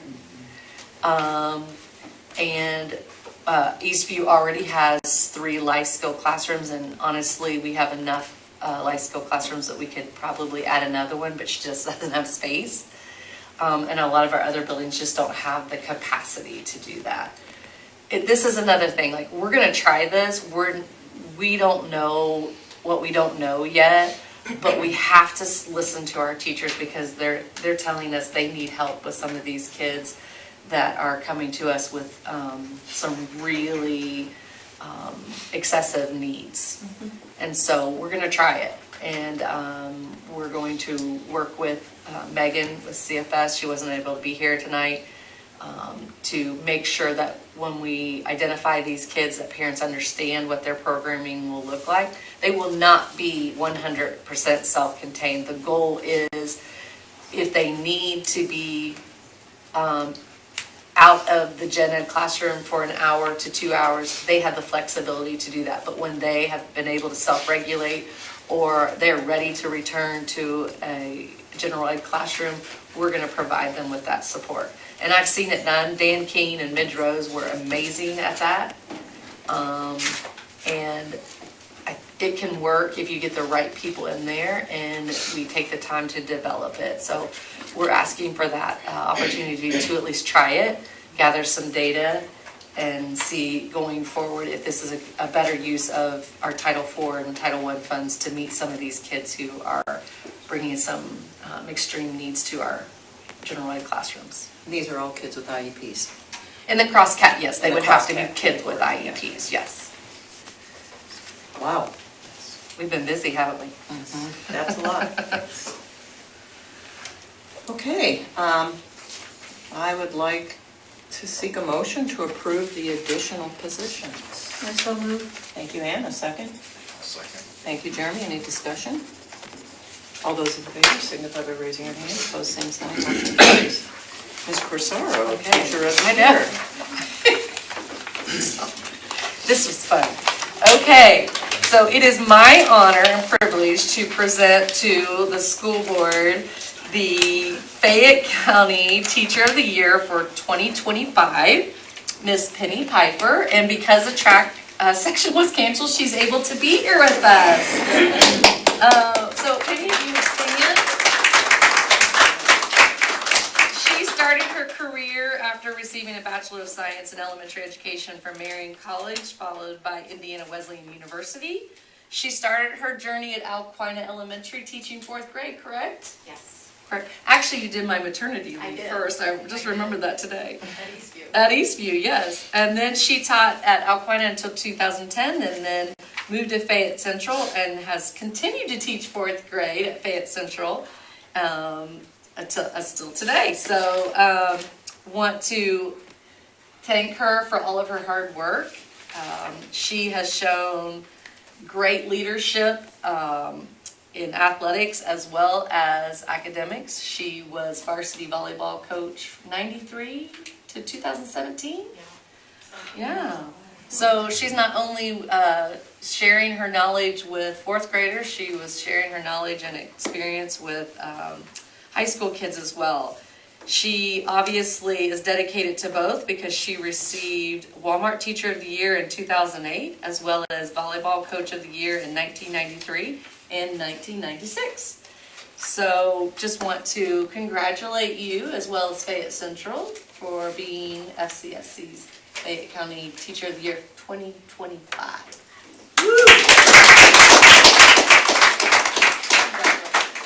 You had a whole bunch of bakers come through. I do want to say, Penny is outstanding with student achievement. Over the last we've been here 8 years now, Collins? In these roles. In these roles, in the last 8 years, I am continued to be amazed by the performance that she gets from her students. So you should. Well, no, we won't talk about this year's, but you do a great job, and a lot of times we don't get the opportunity to say that out loud about special people, and so I really appreciate all the work and the things that you do for Fayette Central. Thank you. You're welcome. Awesome. Well, I am glad to seek a motion to approve the 2025 Teacher of the Year. I'll make that motion. Yes, That was Brian. much more fun, wasn't it? A second? Second. Thank you, Jeremy. Any discussion? All those in favor signify by raising your hand. Opposed, same sign. Motion carries. Congratulations. Thank Do you have a speech? you. I know. Okay. Consider we just told her at 2 o'clock to 2:20. Well, thank you. I just have been truly blessed to have been mentored and teach with some of the best teachers in Fayette County and just work with the best principal. Sorry, a room full of principals. The best. But when you just have a great support system around you, it makes our job a lot easier and fun to do. We're glad to see this. This is wonderful. Okay. Now we move on. The school board policy waiver of second reading and approval of policies. 1.02 Philosophy Goals Corporation, 1.07 Responsibilities Duties, 1.09 Election Board Members, 1.11 Election Board Officers, 1.17 Meetings of the Board, 1.18 Meeting Procedures, 2.05 Superintendent Duties. Mr. Collins. Can we just talk about Penny some more? And I know it's much more fun. that was a fun part of Yeah, our job to really. go out there and celebrate her. But Leslie and I looked over some of the governance policies. This is the first section of our policy manual for school board policies. And these are really minor changes, just some updates. Some of these hadn't been touched since '99. So really just catching up to the times on some links. So most are minor. So I'm just going to share in each policy some one word change or a couple words. So if you are okay, I won't read each policy. I'll just share the highlight. And then what I'm going to ask the board to do is waive the second reading.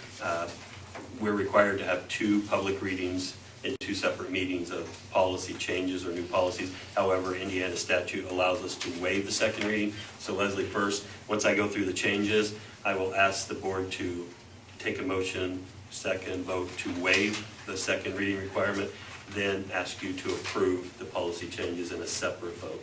Does that make sense, everyone? So we do the motions for each one, a first and a second, with no discussion? We're just going to do them all in one group. Oh, okay.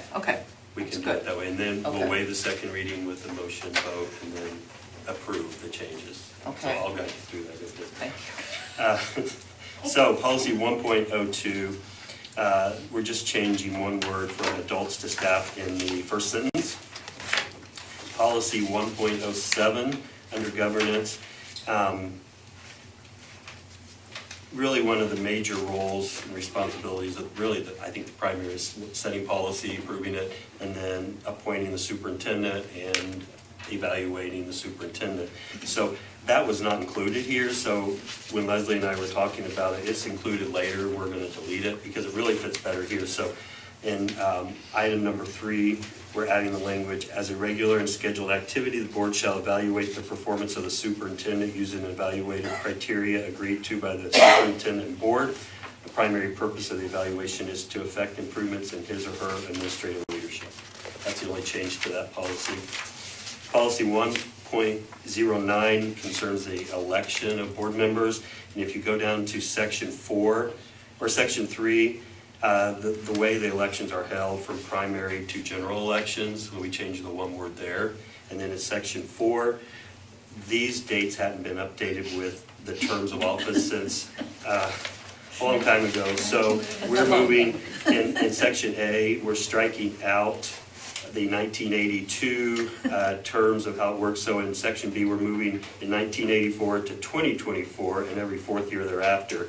1 member who resides in District 1, 1 member who resides in District 2, and 2 members who reside in District 3 shall be elected for terms of 4 years. So this year, that is aligned with what will happen in the election in November. So there are 4 members. And then to keep that for future reference, we moved in section C from 1986 to 2026 for every 4th year for a member who resides in District 4 and 2 members who reside in District 3, which really covers the city part. So we have 4 elected officials that primarily cover the city and then Harrison Township area. So those are the only changes in that. Policy 1.11, the Board of Finance piece was not in there. If you recall, every year when we reorganize, we appoint a president, vice president, secretary, and assistant secretary. So we added the Board of Finance piece, which every year in January, the board shall elect the Board of Finance, a president, a secretary. That's Indiana code. So we added that piece. Policy 1.17, copy of meetings for the board. It talks about in paragraph section 1, when you appoint the board attorney each year, the board must approve our 1-year agreement with our board attorney. And we are designating that it will be done December and January. Typically, we'll ask for approval in December, but you have to do it by January. So we just added that language. Section 3 is a good one because we no longer use telegrams to deliver messages to board members. So we changed that to email, which is allowed by Indiana code. So we're not doing telegrams anymore. Cindy, no more telegrams. So sorry. And then 1.18, the meeting procedures on the second page under voting method. It talks about the procedures for voting on motions, and it shall be voice and raising of hands. So we added the raising of hands because that's been our practice for a long time. We wanted to be sure that was in line with what we're doing. And then the other final one is Board Policy 2.05, the superintendent duties. And on the last page, we removed the evaluation piece because it really fits better under the governance part rather than the administration part. So we just struck that last paragraph about the superintendent evaluation, moved it to policy 1.07. So are there any questions on those? I don't think we need to have a second reading next month to go over these. So if you're agreeable, that we will ask for a waiving of the second reading first with a motion in a second. Okay, I'd like to seek a motion to waive the second reading of these policies. I'll make that motion. Thank you, I'll second. Lori. Thank you, Mark. And any discussion? All those in favor signify by raising your hand. Opposed, same sign. Motion carries. Now I'd like to seek approval of the same policies. A motion, please. I'll make that motion. Thank you, Chris. Do I hear a second? I'll second. Thank you, Jeremy. Any discussion? All those in favor signify by raising your hand. Opposed, same sign. Motion carries. Thank you. Now, a discussion item, which is the first reading of policies 5.20, student attendance, academic engagement, 5.21, truancy, 5.26, student discipline, 5.32, extracurricular activity code, CMS-CHS, 5.33, extracurricular drug testing. Mr. Collins and Ms. Corsaro. Okay. I'm going to start with the first one with 5.20, which is the student attendance and academic engagement. We just went ahead and updated a lot of the language, so that's why the entire thing is striked out, just to make it more up to date. The only significant changes in this policy is based on Senate Bill 282.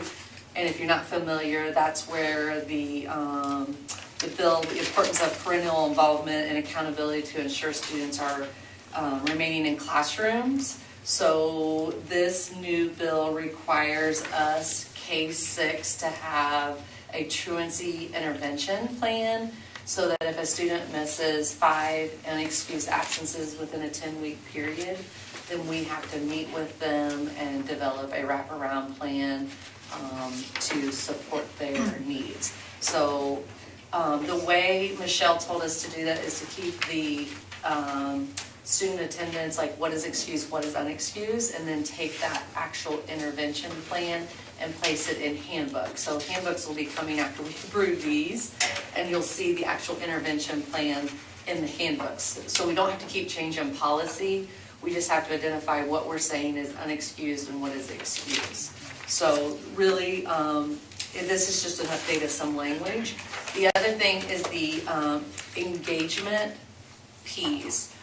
Because the DOE has requirements of how you can use e-learning days and online, like Edgenuity classrooms, we have to have a policy in place that states that we are supportive of our kids using an online platform and that we will be doing attendance for those, and we have accountability over them.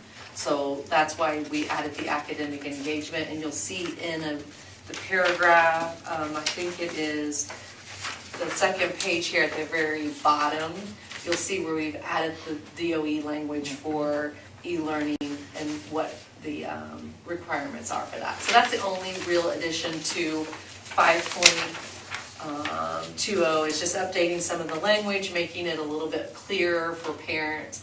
The original one was written in a very legal format, and it's somewhat confusing to some of our parents, so we tried to make it a little clearer, and then adding those two things so that we are in compliance with Senate Bill 282. Any questions on that one? Damon Havlicek works with our student attendance, so I've been working with him and Kelly Flum to make sure that we are in compliance with the truancy, which is the next one, 5.21. They have defined as Indiana Code a habitual truant, and they have also added the language, and if you see at the bottom in green, that a student who has been designated as a habitual truant will not be allowed to participate or continue to participate in extracurricular activities and or co-curricular activities. So that's new language from the Indiana Code that we didn't have in our current policy, and then they redefined the definition of what habitual truant is. So that's the only addition to that one. The last one that I have is 5.26, student discipline. Again, this one had been in there for a while. Some of the language of what kids bring to school and shouldn't bring to school has changed from pagers to cell phones and all of that. The biggest change, if you haven't already seen in the news, is the cell phone policy. We currently already have a very similar policy in our handbooks for cell phone usage that's used for instructional purposes. Because we are a one-to-one district and all of our students have Chromebooks, most of the time it is used, the Chromebook is used and not the cell phone. But you can see that the new language that is part of Indiana Code has been added. It is on page, let's see.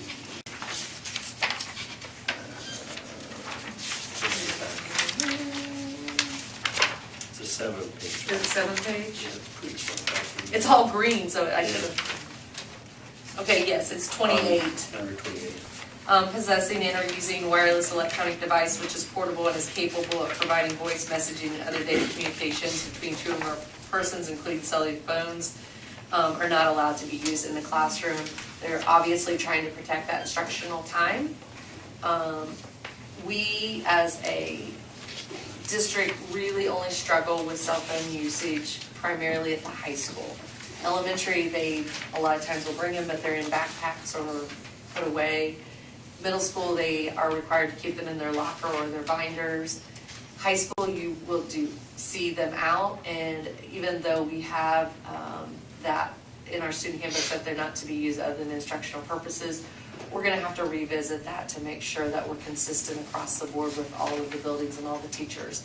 And so we don't have, I know that's a question, it's like, how are you gonna monitor that, how are you gonna do that? That's something that we as a admin team are gonna have to work through and make sure that we are able to do that in a way that meets the needs of kids, because cell phones, we all have one sitting here. It's not just a kid issue, it's a society issue.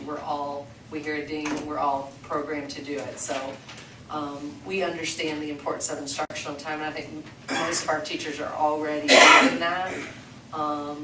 But we do want to make sure that we have some consistent procedures and expectations in place to meet the needs of that new Indiana code. So that's the main thing that has been added to this. It's just, again, we just updated some language and made it a little clearer for parents to understand. Okay, that's it for me. I'm doing the athletic ones. And then, Scott's gonna do the athletic ones. Okay, extracurricular, okay, yeah. So, policy 5.32 is the copy of the extracurricular activity code for CMS, CHS students. And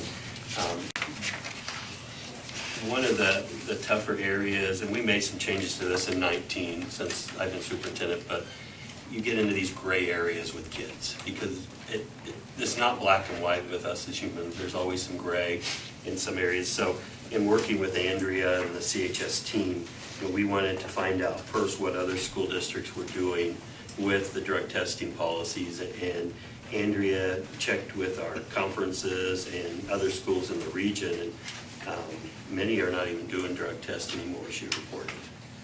We continue to do that, and probably when we talk about cell phones, that we have principals here, I think vaping is probably a bigger issue in the world than what our politicians see as cell phones. And if you go to the State House and there's a live session there, most of the politicians are on their cell phones.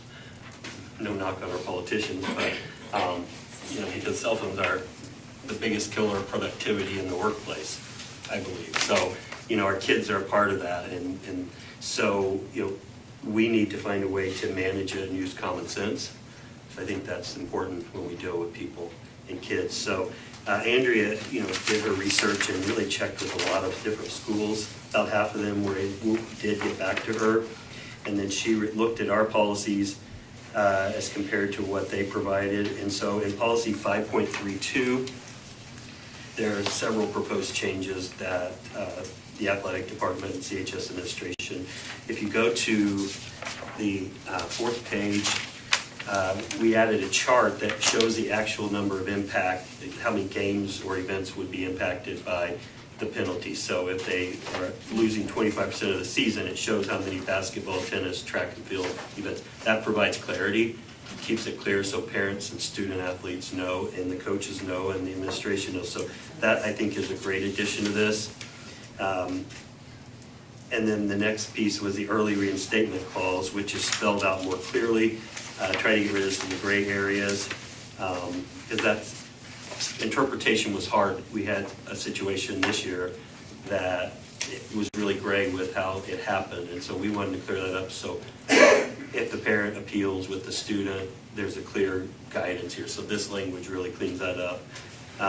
The third offense was also moved to 1 calendar year from the failed test instead of complete loss of participation. And then there was a fourth violation, that's complete removal with no appeal.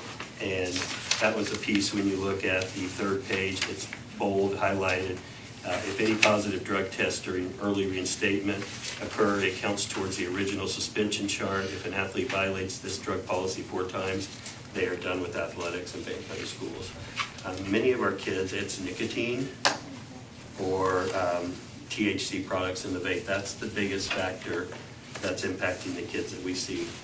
When we get expulsion, suspension, penny expulsion, a lot of times it's the THC piece. that kids are getting access to at young ages. And we see it happening in our elementaries with the vaping too with kids. So that's a really big concern. I think everyone can shake their heads in here, except maybe Mallory. I don't know if she deals with that a lot. But And the problem with vaping too is it's in the bathrooms, right? Kids are very creative. They'll do They it are, inside their but you- hoodies or. But it's harder, you can't see it in the bathroom, you can't have cameras in a bathroom, or aren't there those vape detectors or something? They have so many different types of vapes that you wouldn't even know they're vapes. That's the hardest part.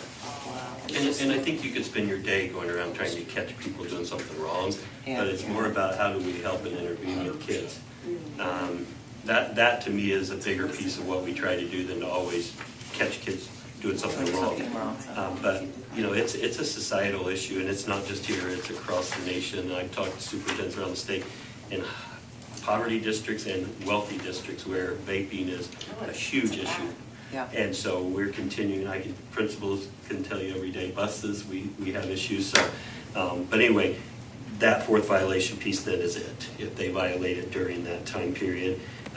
They also are changing under special notes that violations between middle school and high school will accumulate between schools and follow them. And then the appeal board makeup has been changed. There will be a coach from each season, fall, winter, spring, an administrator, and a board member. So I know, Mark, you've served on the appeal process as a board member, but these are the biggest changes to policy 5.32. And then the other one is policy 5.33, which is the drug testing policy for extracurricular.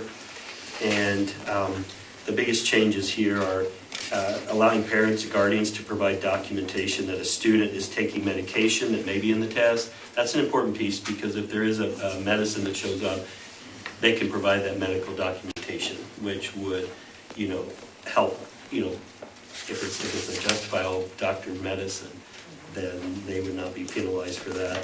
Then clarifying the process of how the results are delivered has been cleaned up and more clear. Under test results, under letter D, the underlined area is a new addition, if you want to look at that. With the timepiece for that. And then it'll spell out how the offenses happen in the next step in the chart. And then they're also clarifying that students must provide a sample within 1 hour or they are considered a positive test and will have to produce a negative sample to resume eligibility. So it's really just cleaning up some of those gray areas that Mark sat in on those. It's sometimes tough. It's tough. And we had a situation this year that really prompted that. So I appreciate Andrea and her team's work on this. Really just trying to make it clear so parents and student athletes know what's expected and what the consequence will be. So, Can I say something just so that it's on the record? I mean, I don't know, this may be a really unpopular opinion, but I personally think that we should do what a lot of those schools have done and do away with the drug testing policy altogether. I think that in a lot of cases, a lot of these kids may get caught doing that kind of stuff, and they have athletics taken away from them, and that may have been their only saving grace in their life. And I was going to ask, what's the deal for the schools that don't have drug testing policies? Do they have things in their discipline code that if a student shows up under the influence, appears to be under the influence, that there's an opportunity to be tested or something on the spot, as opposed to the random, because this is all related to random drug testing. So has there been consideration of not doing random drug testing, but just having those situations if a student shows up already under the influence? And why did we consider keeping, since you said there's research that a lot of schools aren't using them anymore? So I think as far as the general population side, not the athletes, we don't do random drug testing or spot drug testing, but if someone does appear under the influence, then we do our due diligence and have our SRO either screen them or call parents. But I think that intervention piece is the biggest piece when you talk about. Right, so the random drug testing, interesting point, you brought that up. And that's certainly That's something yeah, the board, we could change. you know, it's, I'd just be more It's a curious mixed bag. from those other schools, why they're not doing it, what they found, if there's any difference or, whatever. Because most of those schools are typically still following that student handbook. If a student comes to school and they are believed to be under the influence, then the student handbook's gonna cover that. Right. Where we're going out and randomly pulling kids from a lot, like AJ, I mean, he got pulled 4 or 5 times in a row, just in random, where they don't do that. But if he were to come to school, Right, I get then that. I'm sure there's a I get that. consequence for that.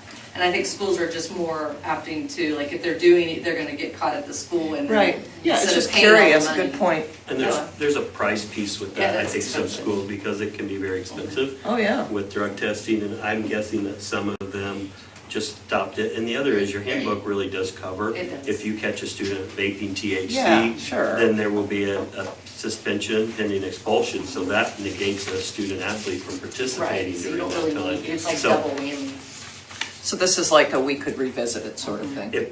If the board That's a would good like to. point. I didn't know schools weren't doing that, so then that makes you wonder. I can get more data from Andrea and share it with you. Yeah, that would be Kelly, great. would you have Andrea share that I out? know that I talked to somebody that was an assistant. I mean, I don't think it was a paid position, but he helped to coach football several years ago.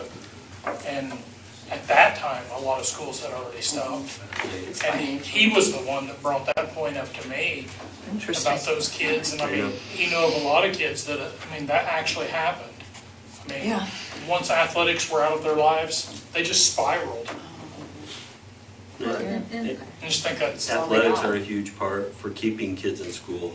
And, coaches in here who coach kids, that for a lot of kids, getting them in band, music, drama, athletics is huge. And so there's a mixed camp here. You have people on this side who punish them, kick them out. You have this side who, I think if we had let's more work information, innovation. we So could revisit it if we wanted to. also too, a lot of these kids are in family situations where their vaping is perfectly, it's normal. The parents will provide the stuff to the kids. And I think that creates a real difficulty on our part, particularly the kids, if it's going on in the home, the likelihood of them being involved in extracurricular kind of goes down a little bit. So some kids only come to school for the athletics or the music or whatever their passions are. And Kelly will share more of that, get it from Andrea, just for you to Yeah. consider. I mean, certainly the board, that's one of your primary pieces is policy, so I think Thank that's you a for fair raising that. question, I right? didn't know all that was going on, so. And Kelly, I put you on the spot, the number of offenses with a substance, what percentage is probably with vaping? I mean, that's. It's pretty significant. I know last year at SLC, we worked with IU School of Public Health on some substance abuse curriculum that we piloted. I'm partnering with them again this year, and they're writing us into their grant for a 4-year program where they would provide the facilitators and resources to have some of that prevention in place within the walls of our school. So I'll share more information with that if we get it through, but it's a step we're trying to take. And then the health department also does the in-depth class for kids who get caught vaping the nicotine. So they participate in that 2-hour class, just about the harmful effects of it and certificate of completion. I think it's important that the public know that none of our policies are written in stone. That we're constantly looking to reevaluate, improve. And hopefully And we sometimes it's 20 years, I was sometimes gonna it's say, years. hopefully we can do it a little. But we're Right, looking at right. it all the time, and Right. it's very important that we do that. Yeah, I agree. Thanks, Ryan. Okay, persons wishing to make the board aware of suggestions or ideas and comments may address the board at this time. Comments which involve personal or students must be discussed in private. We have one, Jack Willis. That's good. That's a good thing. Wouldn't want 2 of me.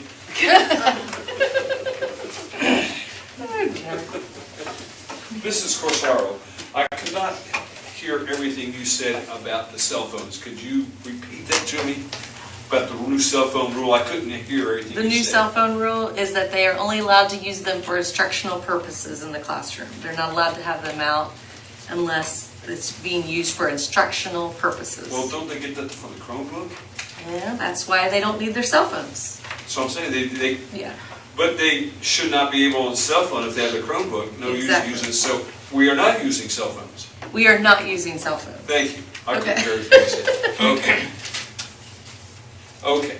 Well, I just talk, I mean, about a substitute teacher, this is my 18th year, and there's some others who've been here for a while too. So I think I didn't get a pay raise this year, we did. I think seniority should count for that. And substitute teachers like me who just have a high school degree against somebody who has a college degree are smart enough both to go in there, take attendance, and read out the instructions and control your class. So if we're doing the same job, we should be getting the same pay. And loyalty, many of us have worked for years. The cell phones, okay, research shows that students don't use them to make better grades.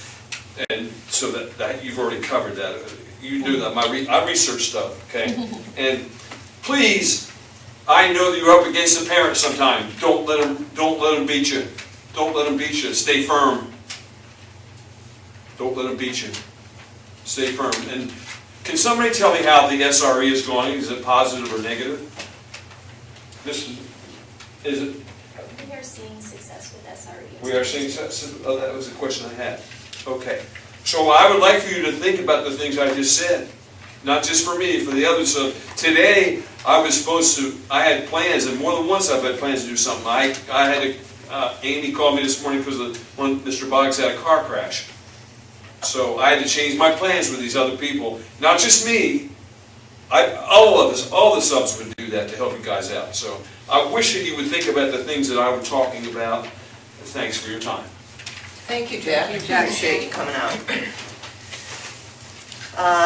Superintendent discussion group report. Saying non-principal director report. I was just gonna say, last week was Teacher Appreciation Week, and I think our teachers enjoyed all of their treats. We definitely value them every day, as well as our subs who walk in the doors every day. Senior parade is Saturday, May 25th. Students will line up at the football field about 10:40. It's the same route as last year, and we pushed it out on social media today. So May 25th starts at 11 a.m., and then graduation coming up on June 2nd. Any other? We had a great turnout for our math pool team. This year we placed first in our regional competition, third overall. So kudos to Mrs. Resch and Mrs. Hackner for taking those kids to Rushville to compete. Our K-Kids also recently delivered library books to all the little libraries that are throughout the town, and they filled those as well. So just kudos to the teachers who go above and beyond and do all that extra to have that service for our kids. Thank you. And this one, I guess.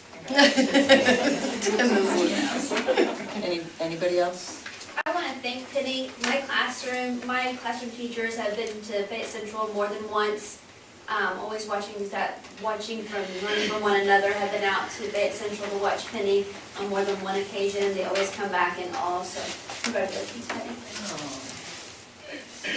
Okay, Director of Operations.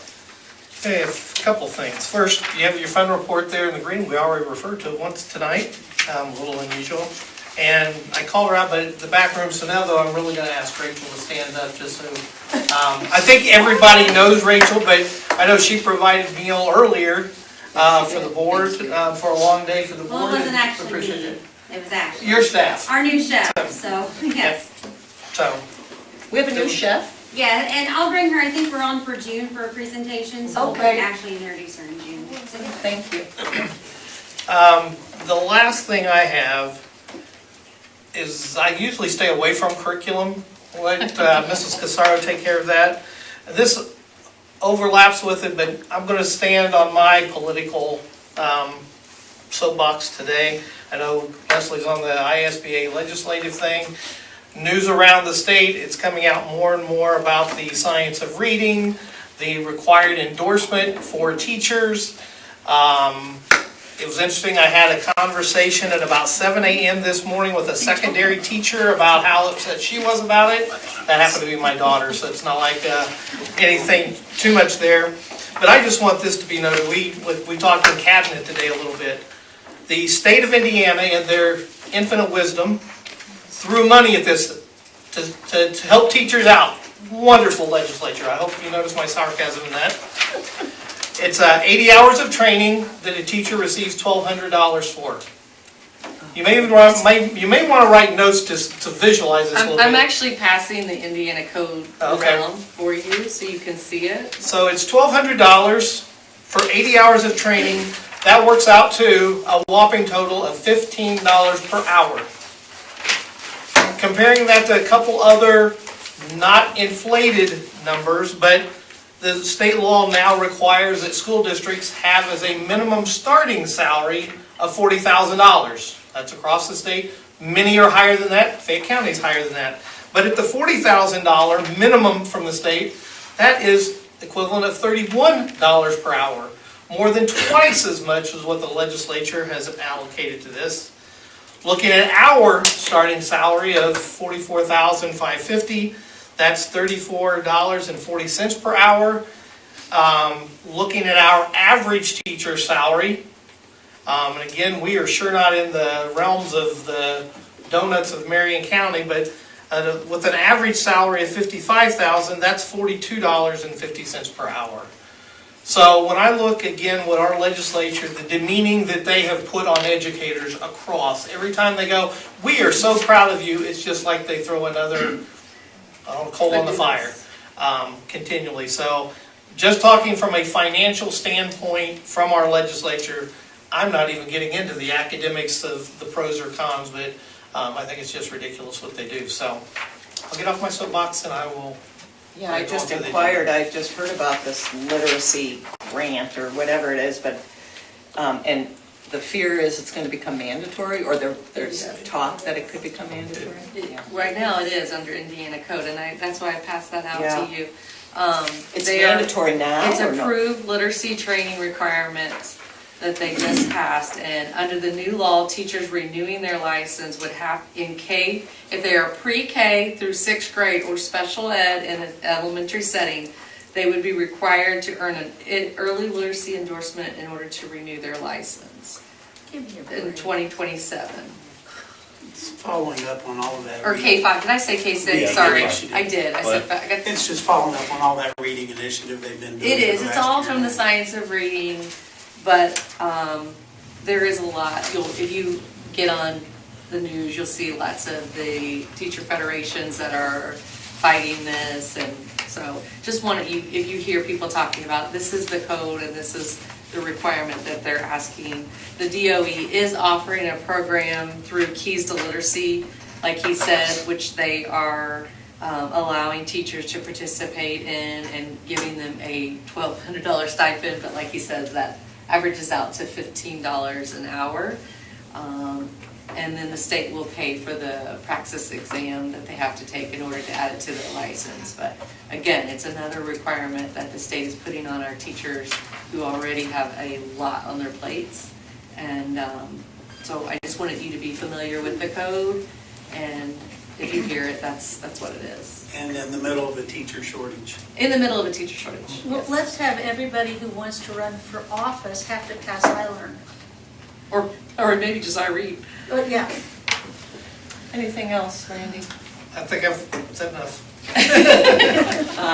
Assistant Sue. I was gonna share that, so it just piggybacked off him, so I'm fine. But congratulations, Ben.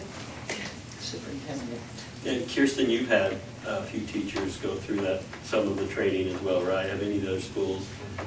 Yeah. Stephanie had, but I think the training that's being offered is also 6 or 7 hours on Saturdays.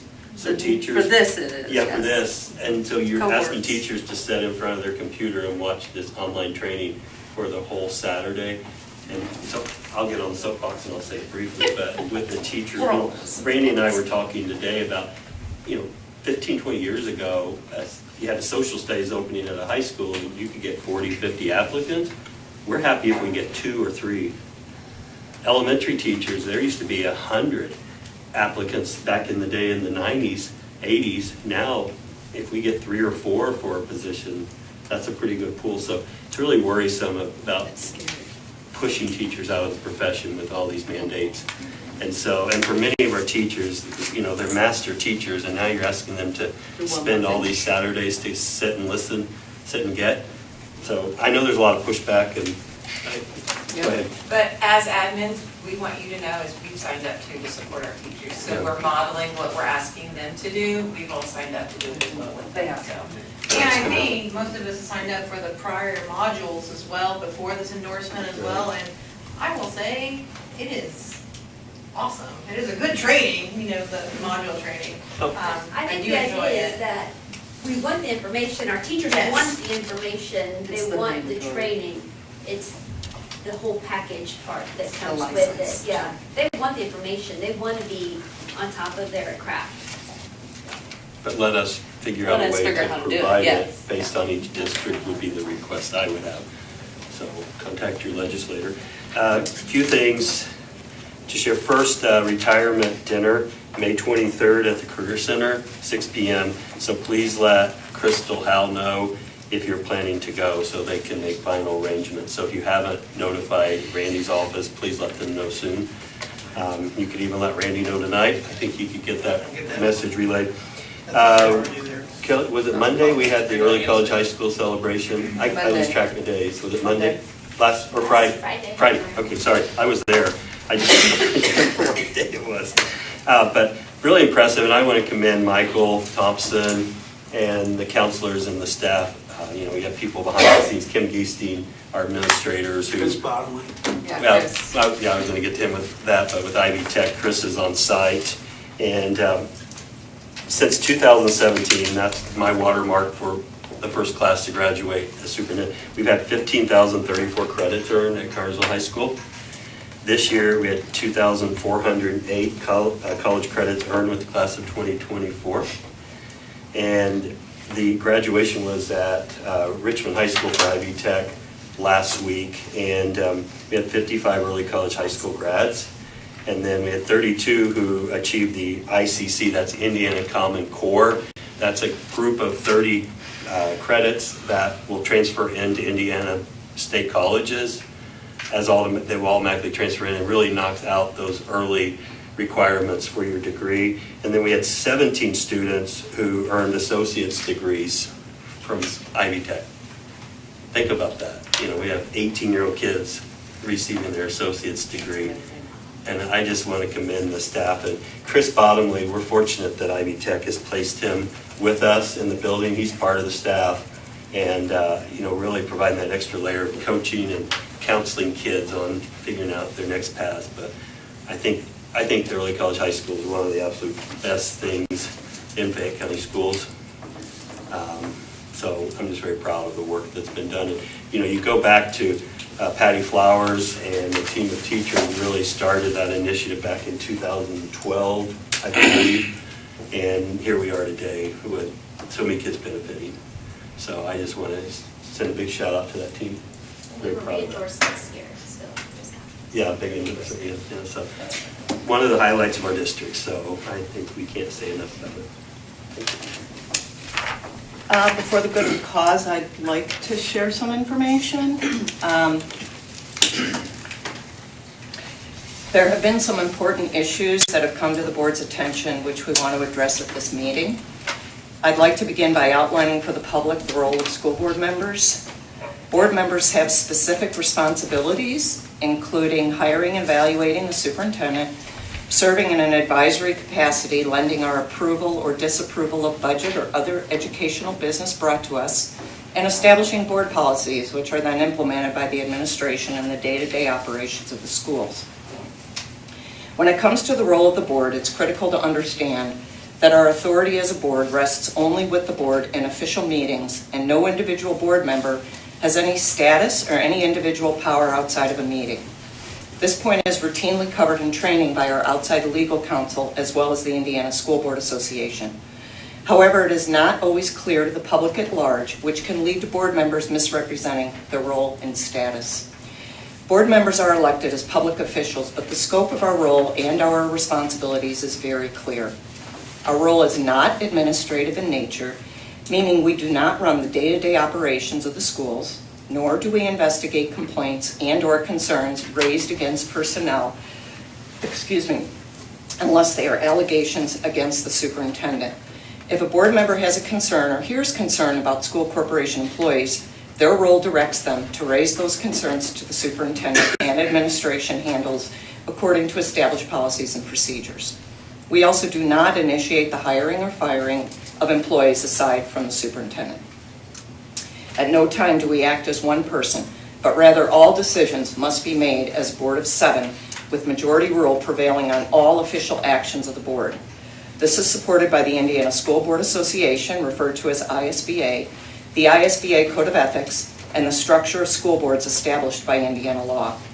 When it comes to interactions between the board and administration, it is key that the board work alongside administration in a respectful and trustworthy manner.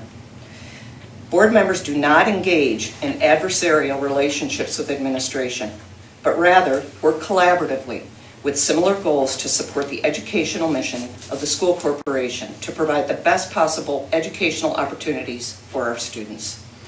It is incumbent upon the board to provide safeguards to the administration by setting policies and then collaboratively supporting the superintendent and school corporation staff in performing their duties and implementing those policies. In our role as board members, we are sometimes privy to confidential personnel issues that may be brought to us by the superintendent. Therefore, our role on the board sometimes requires confidentiality with respect to certain sensitive matters that are required or permitted to be maintained as confidential under Indiana law. None of us would want our employment or any confidential issues therein to be discussed in public. We extend that respect to all employees of Fayette County School Corporation in our capacity as board members. We meet monthly in an open public meeting. We hold executive sessions when necessary, which are meetings held in private only under certain situations covered by state statute. We cannot meet privately unless it fits under one of the statutorily identified categories. For example, one category is training.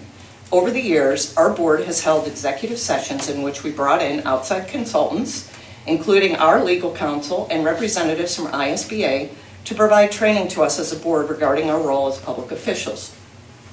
The board is permitted under Indiana Code 5-14-1.5-6.1B11 to meet an executive session for this purpose. The board has decided to share some details from executive sessions that would otherwise require confidentiality in order to clarify aspects of those meetings that have already been shared publicly.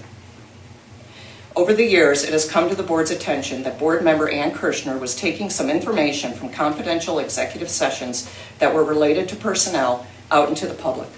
This was addressed in the past on multiple occasions by the board president and/or vice president meeting with Ann to discuss the behavior. However, the behavior of breaking confidentiality has continued. Additionally, over the past year, Ann's inappropriate conduct has escalated, with her openly expressing dislike of certain school corporation employees and talking about them in public in disparaging ways. The board received 2 letters from patrons detailing Ann's behavior in public settings, disparaging a specific administrative employee in front of others, including teachers and patrons. Even when those individuals disagreed with Ann or stated they didn't want to discuss this, Ann continued with this inappropriate and unethical behavior. One of the letters stated that they felt Ann needed to be off the board. Additionally, a staff member approached the superintendent to share concerns about Ann's actions in one of our school buildings, where she was also making disparaging comments about the same specific administrative employee. Considering these letters and reports, it became necessary to revisit the role and responsibilities of board members as public officials. The board held an executive session during which our legal counsel met with the board to provide training regarding our role as public officials and consequences that can occur when board members step outside their role and responsibilities. During this executive session, our counsel cautioned the board about the blurring of lines in roles and responsibilities that can occur when a board member wants to serve on the board and work in the day-to-day operations of the schools on a regular basis as a volunteer. Working in the schools on a regular basis in a volunteer capacity is similar to working in the schools as an employee, with a primary difference being that volunteers work for free and employees work for compensation. Indiana law prohibits board members from being employees in the school corporation in which they serve, and that is to avoid this kind of blurring of the lines. Our legal counsel advised that board members must also exercise caution when acting in a volunteer capacity. During this executive session, Ann acknowledged that she sometimes says too much in public. The board made it clear to Ann that they found her behavior to be inappropriate and that the public could easily misconstrue her words to be that of the entire board, given our status as board members and the perception therein. Additionally, the board let her know that her actions went against our ethics. Following this executive session, Ann continued to step outside of the boundaries of her role as a board member, and she attempted to use her position to engage in inappropriate conduct that has not been condoned or sanctioned by the board. Immediately following our next public monthly meeting, after that initial executive meeting, Ann met with two school corporation administrators and shared some of the discussion from the executive session held with our attorney about roles and responsibilities, and stated that the board had told her she could either volunteer or be a board member, but that her differing roles seemed to be a conflict for her. In actuality, the board did not say this to Ann. Rather, our attorney explained to the board, including Ann, how it can sometimes become difficult for board members to serve in a regular volunteer capacity and also be able to effectively carry out their role and responsibilities as board members. Further, Ann should never have taken this confidential information from an executive session and share it in public. It's especially troubling that what she took from the executive session and publicly shared was an inaccurate portrayal of what was discussed in the meeting. Ann also expressed to these administrators her negative feelings about the specific administrative employee that had been previously targeted. The board also learned that days following the same initial executive session, a patron contacted administration to say that Ann was speaking in sharp tones about the same specific administrative employee, and when the patron tried to get out of the discussion, Ann remarked, "It's not over yet." The patron was so bothered by the tone and tenor of the conversation that they felt it needed to be reported. A few days later, Fayette County School Corporation received a threat of litigation by the targeted administrative employee in writing, which prompted a second executive session with the board. Under Indiana Code 5-14-1.5-6.1 B2B, the board is permitted to meet in executive sessions to discuss the initiation of litigation or litigation that is either pending or has been threatened specifically in writing. The threat of litigation did not mention a specific person by name, but rather a board member, which could have implications for the entire board and administration, and thus needed to be discussed in a closed session. The purpose of this second executive session was to discuss the threat of litigation that had been asserted in writing against the board and one of its board members. In that executive session, an exasperated board member stated that they felt Ann should resign if she could not change her behavior. However, at no time did the board as a whole or any individual board member tell Ann she had to resign from the board. At this meeting, Ann told the board she would resign because, one, she did not want costly litigation and possibly implicating other board members, and two, we were beginning a search for a new superintendent, which is the most vital of our functions, and she did not want to impede that process. Ann was told that resignation was up to her, that the board was not asking her to resign, nor was that the purpose of the meeting. She was asked to keep the board president informed of her choice as a courtesy. Both executive sessions were conducted for legally permissible reasons, and any assertions to the contrary are false. We want to also share that Ann has used other disparaging language to describe some of our students as well as our school corporation staff. In discussing some students who had acted in an unruly and disrespectful way in one of our buildings, she referred to them as terrorists. In another discussion about several other administrative employees, she stated they all came from one school and labeled the staff in that building as the Maplewood Mafia, noting her dislike for these individuals. Be assured that the board does not take any of these inappropriate behaviors lightly. Board members aim to support all of our students, even the ones who challenge us and break the rules, as well as our staff. Our role is certainly not to deride them. The board was shocked to hear Ann speak of others this way.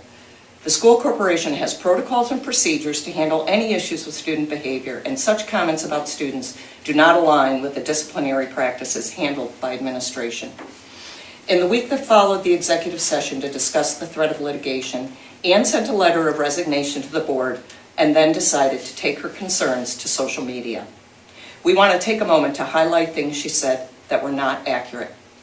She implied that the current climate of the board and administration made it impossible for her to have an effective voice. This arose, it seems, from the board meetings in which we told Ann that her discussing private matters in the public forum was unethical and problematic. We also stated that disparaging an employee in any setting was not appropriate for any board member. We told her she was acting outside of the scope of her role as a board member by using her position in a manner that was creating a negative work environment for some of our staff. She was made aware that any time a concern is raised to a board member, that we have our own protocol and procedures for managing those concerns. Ann also stated that she was led to believe her resignation would be in the best interest of FCSC given the circumstances presented to her. She then went on to state that her status was not that of an employee, but as an elected official, and the facts surrounding her need to resign were not applicable to her situation. First, the board never told Ann she had to resign. The purpose of that second executive session was about the threat of litigation. Also, Ann was never told that the rules that apply to employees apply to board members. It was permitted for us to hold an executive session to address board members' behaviors because we received a threat of litigation. Ann appears to think that when she speaks in public about school corporation employees, she is doing so as a private citizen. However, the public may interpret her statements to be representative of her opinion as a board member or the opinions of a board as a whole. Not to mention, it opens the door to possible litigation. Ann also stated she had constitutional protections of due process and limits of liability of her actions that she may have done in the scope of her responsibilities. Ann seems to be implying that certain legal immunities that apply to public officials who are acting within the scope of their duties and responsibilities apply to her individual actions which have not been sanctioned by this board. This would suggest that Ann considers her actions and statements deriding staff and students within the scope of her role. On this point, the board must disagree. These are not behaviors that come within the scope of our role as board members. Additionally, Ann has publicly stated she is compelled to pursue a thorough investigation of these circumstances. Again, it is not within the scope of board members' responsibility to investigate matters of concern involving employees who are not the superintendent. Rather, when board members receive information about alleged employee misconduct, it is incumbent upon us as board members to share the information with the superintendent who has been hired to run the day-to-day operations of the school corporation. Ann's actions are an egregious interpretation of a board member's role, and that has the potential to result in legal consequences, not just for Ann, but for the board as a whole. It needs to be stated that Ann's voice has absolutely been heard by the rest of the board, and she has contributed to the board in many positive ways. However, her actions are not creating the climate we support for our school community, and her conduct is not only damaging to certain individuals who she has chosen to target, but it is damaging to the entire school corporation, school climate, and the board on which she sits. When one board member speaks negatively in public about a school employee or a school matter, it is often assumed this is the position of the entire board. The notice this evening serves as the Fayette County School Board of Trustees' public censure of Ann Kirschner and her actions involving behavior that is destructive and detrimental to the goals of the board and the effective functioning of the school corporation.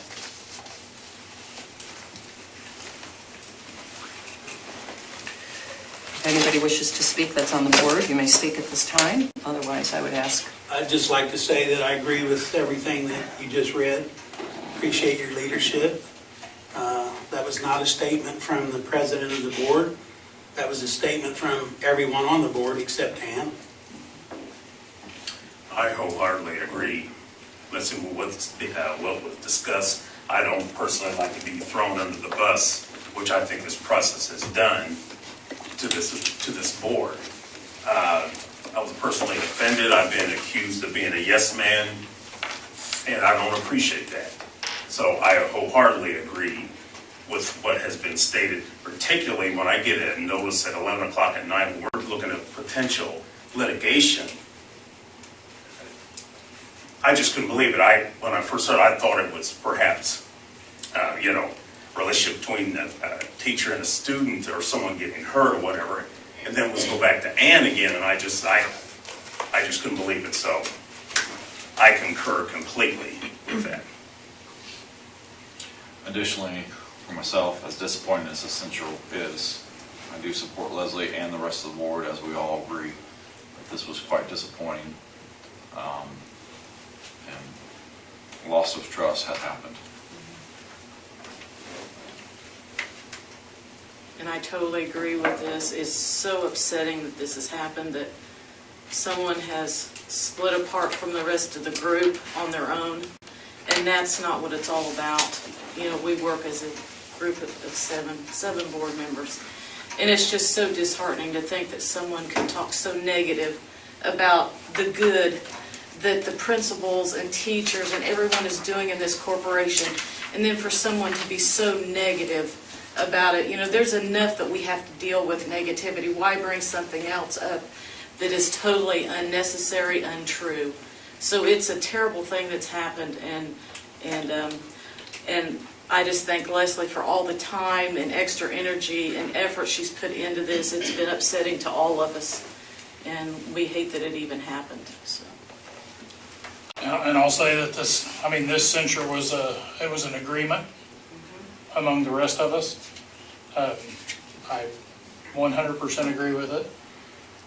I think it's very unfortunate that we have one meeting to discuss it, we have a second meeting to discuss it, and both of those times, those things are taken to the public, and then even after that, it goes to social media to say what a horrible job the rest of us are doing when you talk about the tenor and it blows me away. I can't believe that it just continues. That's all I have.